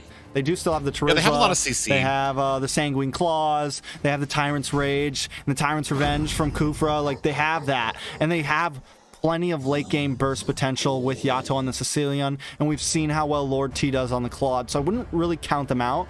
I haven't seen them run the Barats a lot in the past. So I'm questioning it. Yeah, and there's a decent amount of damage that can be provided from the side of BTK. And early game, I mean, Barats is not, his magic damage is probably some of the smallest before Grok in the game right now. So, I mean, I think this early game, it depends on how fast we can get to the mid game and how we can start kind of initiating these fights. I do like Kufra for the initiate that he's going to be able to provide for AREA77. It's just going to matter how well, and I just haven't seen enough of Julian to see if he's going to be able to play a huge role, because that could be the game maker right here. And we are coming into Game 5, the classic rubber band match. AREA77 up against BTK. Teriz up against Thamus. I'm wondering how that will work out as well. A little bit of aggression from Shark here, typical for him, right? But I'm definitely, we're still kind of questioning this this Terizla. We know the Terizla was beating out on the Esmeralda, but it looks like we might have a bit of a standstill between these two EXP laners. Yeah, unfortunately, yeah, he's still new to me, honestly. We haven't seen enough Terizla to know how much he can or cannot do in those types of lanes. I do know from experience, I have seen Terizla take over Thamus, even with a vengeance. So, I mean, it remains to be seen how it does by top tier players, and especially with all the crowd and AoE that fried chicken can provide during those team fights. And yeah, right here, there's a kind of even, a lot of damage coming down on the fried chicken, and he's going to be forced to go home there early. Push, though, coming in. Bogey is behind. The knock-up does land. Kush does not want to fully commit, though. Doesn't have quite the damage just yet, but still we see the potentials of the rotations back in the gold lane. Little possible action here. Yeah, unfortunately, it does look like Gal's Cutie is kind of caught here. Going to be able to get away. A little bit of a little back and forth between BTK and AREA77. Nobody really taking too much here. We do see Mobazane now starting to get a little deeper into the enemy jungle here, as we do have this turtle coming up in 10 seconds. Yeah, and it will be soon. It looks like BTK is going to start rotating town for that, right? They want to maybe prioritize this, but Pokey's already been down here. He's been ready for it. The problem is the rest of the team isn't exactly there. Yato forced to clear this mid wave, so he's going to be a little late to the party. Pokey is alone at this point. Maybe just sacrifice the turtle. Merciless is coming in. He will have the penalty zone. Turtle still at half health. Detona's welcome. Does miss because the flicker from Shark, so that is all down the drain. Yato with the Bat's Feast is coming in. Penalty zone does come down. Turtle will go to Mobazane, though, but and Progi will fall to fried chicken. Gal's Cutie may just be next. Wild charge to help finish him off, and Mobazane gets the kill. 2-0 in the hands of BTK.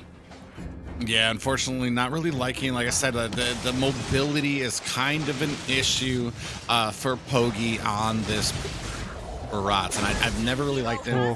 Oh man, and Merciless just gets taken down there quite quickly, and I'm wondering if Mobazane's going for that same one-hitter quitter damage build he went for in their second victory here.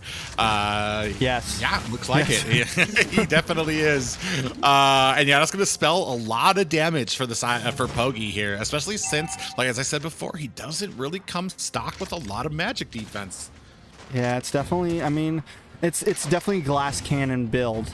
And with that, and all the CC on the side of AREA77, Mobizane's gonna need to play a smart, you know, play at angles, come in at the flanks, don't be the initial engager, maybe even wait for someone to go down, you know, like make sure you're late to the team fight a little bit because you don't want to get caught off by anything major. I do like the fact that Shard's been hovering this gold lane because Lord T has definitely been on fire every time he's been on his claws. Tyrant's Rage does connect. Daytona's welcome, gets wasted with the flicker once again and pushes here for the knockup. Mobazane picking up where Kush left off, getting himself a double kill. Gauss Cutie will fall next. 3 members of AREA77 down. BTK starting to steamroll. Yeah, unfortunately 0-6 right now with a 3K gold lead. Man, this does not spell well. I mean, we kind of saw it from this comp coming in, right from the first decision, prioritizing Terizla over that Julian. And we're seeing like how he plays so well into these team fights, especially with an initiation. There's just a lot of CC coming out. Yeah, and the fact that Pogi's taken 2 deaths now as well, like, we're already seeing some issues with the Barats, and now that he's behind majorly, it's almost like it's just a useless hero on the map at this point. Like, AREA77 being forced right now into a very late game opportunity, and that's about all they got. Yeah, unfortunately, they're not even able to. This is like this is very akin to a lot of other clashes that we see from BTK. Just very dominant. As soon as they start getting rolling, it's very hard to stop them. And unfortunately, I mean, I can't really see what AREA77 can do here. They're definitely gonna have to kind of like defense up, start protecting stuff. But like, I mean, if you do that, BTK is gonna start kind of coming at these lanes hardcore with like 4 and then 2 in the back as far as like their ganks are concerned. Oh, down in the bottom. A pick onto Lord T. Lord T does finally go down. That is going to be even rougher. We're now focused on the gold lane. 2 kills onto Lord T up in the top. Wide Chicken is getting caught up by the Daytona's welcome. Yato trying to do something here. Sanguine Claws come in. Mobazane just clears through a double kill. Not 2, but 2 members do go down. Poggy and Merciless. Yato trying to battle it out with Fried Chicken, but Kush comes up in the nick of time, is going to get the kill onto Yato, and AREA77 falling apart right now. Yeah, unfortunately, I mean, we're at 0-11 here right now. 7K gold lead with only 5 minutes to with only 5 minutes on the board. Well, 6 minutes now. Unfortunately, it's like, I mean, I feel like this is just kind of a comfort thing on some of these heroes. I don't think that this was a comp that they are very that they've practiced a lot, unfortunately, because like this early game right now, they are just not having it. Yeah, I mean, it's definitely like the whole comp. We have a couple of these. Oh, Kush burst down Pogi. Gauss Cutie goes down next. Yato forced to run away. A wall comes out. The chain just misses, but the snipe almost connects. Penalty zone comes in, but Yato still goes down. Merciless at least able to salvage something. Doesn't actually. Only Shark goes down. Lord T now caught off by Mobazane. 4 members AREA77 down. 1-15. Yeah, I mean, man, it's they're having a go of it right now, and we're already at the inhibitor towers in the 6-minute mark. I'm not even sure what you do here. We do see a little bit of a concealed play by Gauss Cutie here, but is not able to catch Zia. I mean, and even if you do, right now you are about 10K behind in a very early stage of the match. Highest level right now is 10. So, I mean, that 10K goes pretty far on these characters at this stage in the game. Yeah, and it's huge. I mean, we're at, this is like very tough. The only, like, this could end on this Lord push right here. It's definitely feasible, and you don't see many 1 Lord games happen. This is definitely the roughest game we've seen just yet. Merciless getting caught off here. The wall does miss, but he's gonna get slowed down, and Mobazane comes in and gets the kill. This is bad. The Lord will be marching down very shortly. And unfortunately, this is not, yeah, like we were talking about, like, I mean, when you're at the top of the teams here, you got to kind of think out some of those picks you're going for. Like right now, this Julian, giving Julian over to BTK is kind of biting them in the butt. Not just that, but Mobazane on this Karina, like, I mean, we know Tank Karina has been pretty meta for a while, but you don't really see too many damage builds on her because of how squishy she is. But when you're this dominant going into, we do see a penalty zone coming in on the fried chicken, but he's actually able to go ahead and flicker away. Man, Pogi taking so much damage, even trying to defend, and unfortunately not going to be enough. We do see, Kush coming in on there, is able to flicker out. So we do have one inhibitor down while fried chicken is working on the top one. Man, this is a pretty systematic game for BTK. Oh, a nice Tyrant's Rage does connect. Pogi is able to get him down. Look at that wall. What an absolutely perfect wall to block the Daytona's welcome from spitting him too far into the base. That was clutch. Very, very clutch. Kept him at bay, and Fried Chicken actually gets away from that, able to survive it. Shark ends up taking the death, but still, it's those little things that just make you go, whoa. You know, like, to be able to think of that and place it down in that moment, like when all of that's happening, it's insanity. Yeah, I honestly, it didn't even click to me about why he would put a wall there until he spit him at it, and I'm like, oh, he's not going anywhere. He's going to stay right there. Just the level of play that these guys think on, and we do have another Lord going over to the side of BTK. Or wait, First Lord, right? I was talking wrong earlier. I just ignored it. I just ignored it. Hopefully no one would catch up, but hopefully you wouldn't bring it back up. Yeah. But man, right now, unfortunately, not looking too good. But hopefully, I mean, it's a lesson for AREA77 here about kind of like that Terizla pickup was really fast. And I doubt there was much thinking about it. It's just, as soon as they picked it up, because like the first thing I said is, man, Julian's up, and then I see him immediately pick up Terizla. We do have a little bit of a clash coming on here. Pogi is going to go down. Bat's Feast is activated, but it's not really going to be enough to ward off this assault. Merciless, in a little bit of a bad way, is going to go ahead and try to use his penalty zone to try to get away, as we do have minions crashing in at the top and Lord at the bottom. It is a double whammy of damage right now, and the core does go over to BTK with a very textbook execution by them to go ahead and take that final victory over AREA77. 3-2, BTK takes the game, and you know, definitely a kind of sad finish to the hype that built through all 5 of those games, but still a well-deserved win. The pressure ended up building, it seemed, and AREA77 loses out in that draft. And that's definitely what it was, you know. And again, maybe they were testing things, maybe there was a bad call. I don't think the Barats was a good pick. Just a couple mistakes there in that draft. And again, the Terizla was wonderful. Like we know the Terizla was powerful, but I asked it during the draft, do we think the Terizla or the Julian was the better pick? And I mean, looking at this, the Julian was definitely the better pick. 6-0 and 8. Kush dominated. Not only that, but he did so well against that Barats, against the Kufra, and against the Terizla, those more frontline based compositions. He's just, you come in, he comes in out of nowhere and just knocks you all up. He has that CC to kind of slow down people, and it just works so well against these frontline compositions that AREA77 brought this game.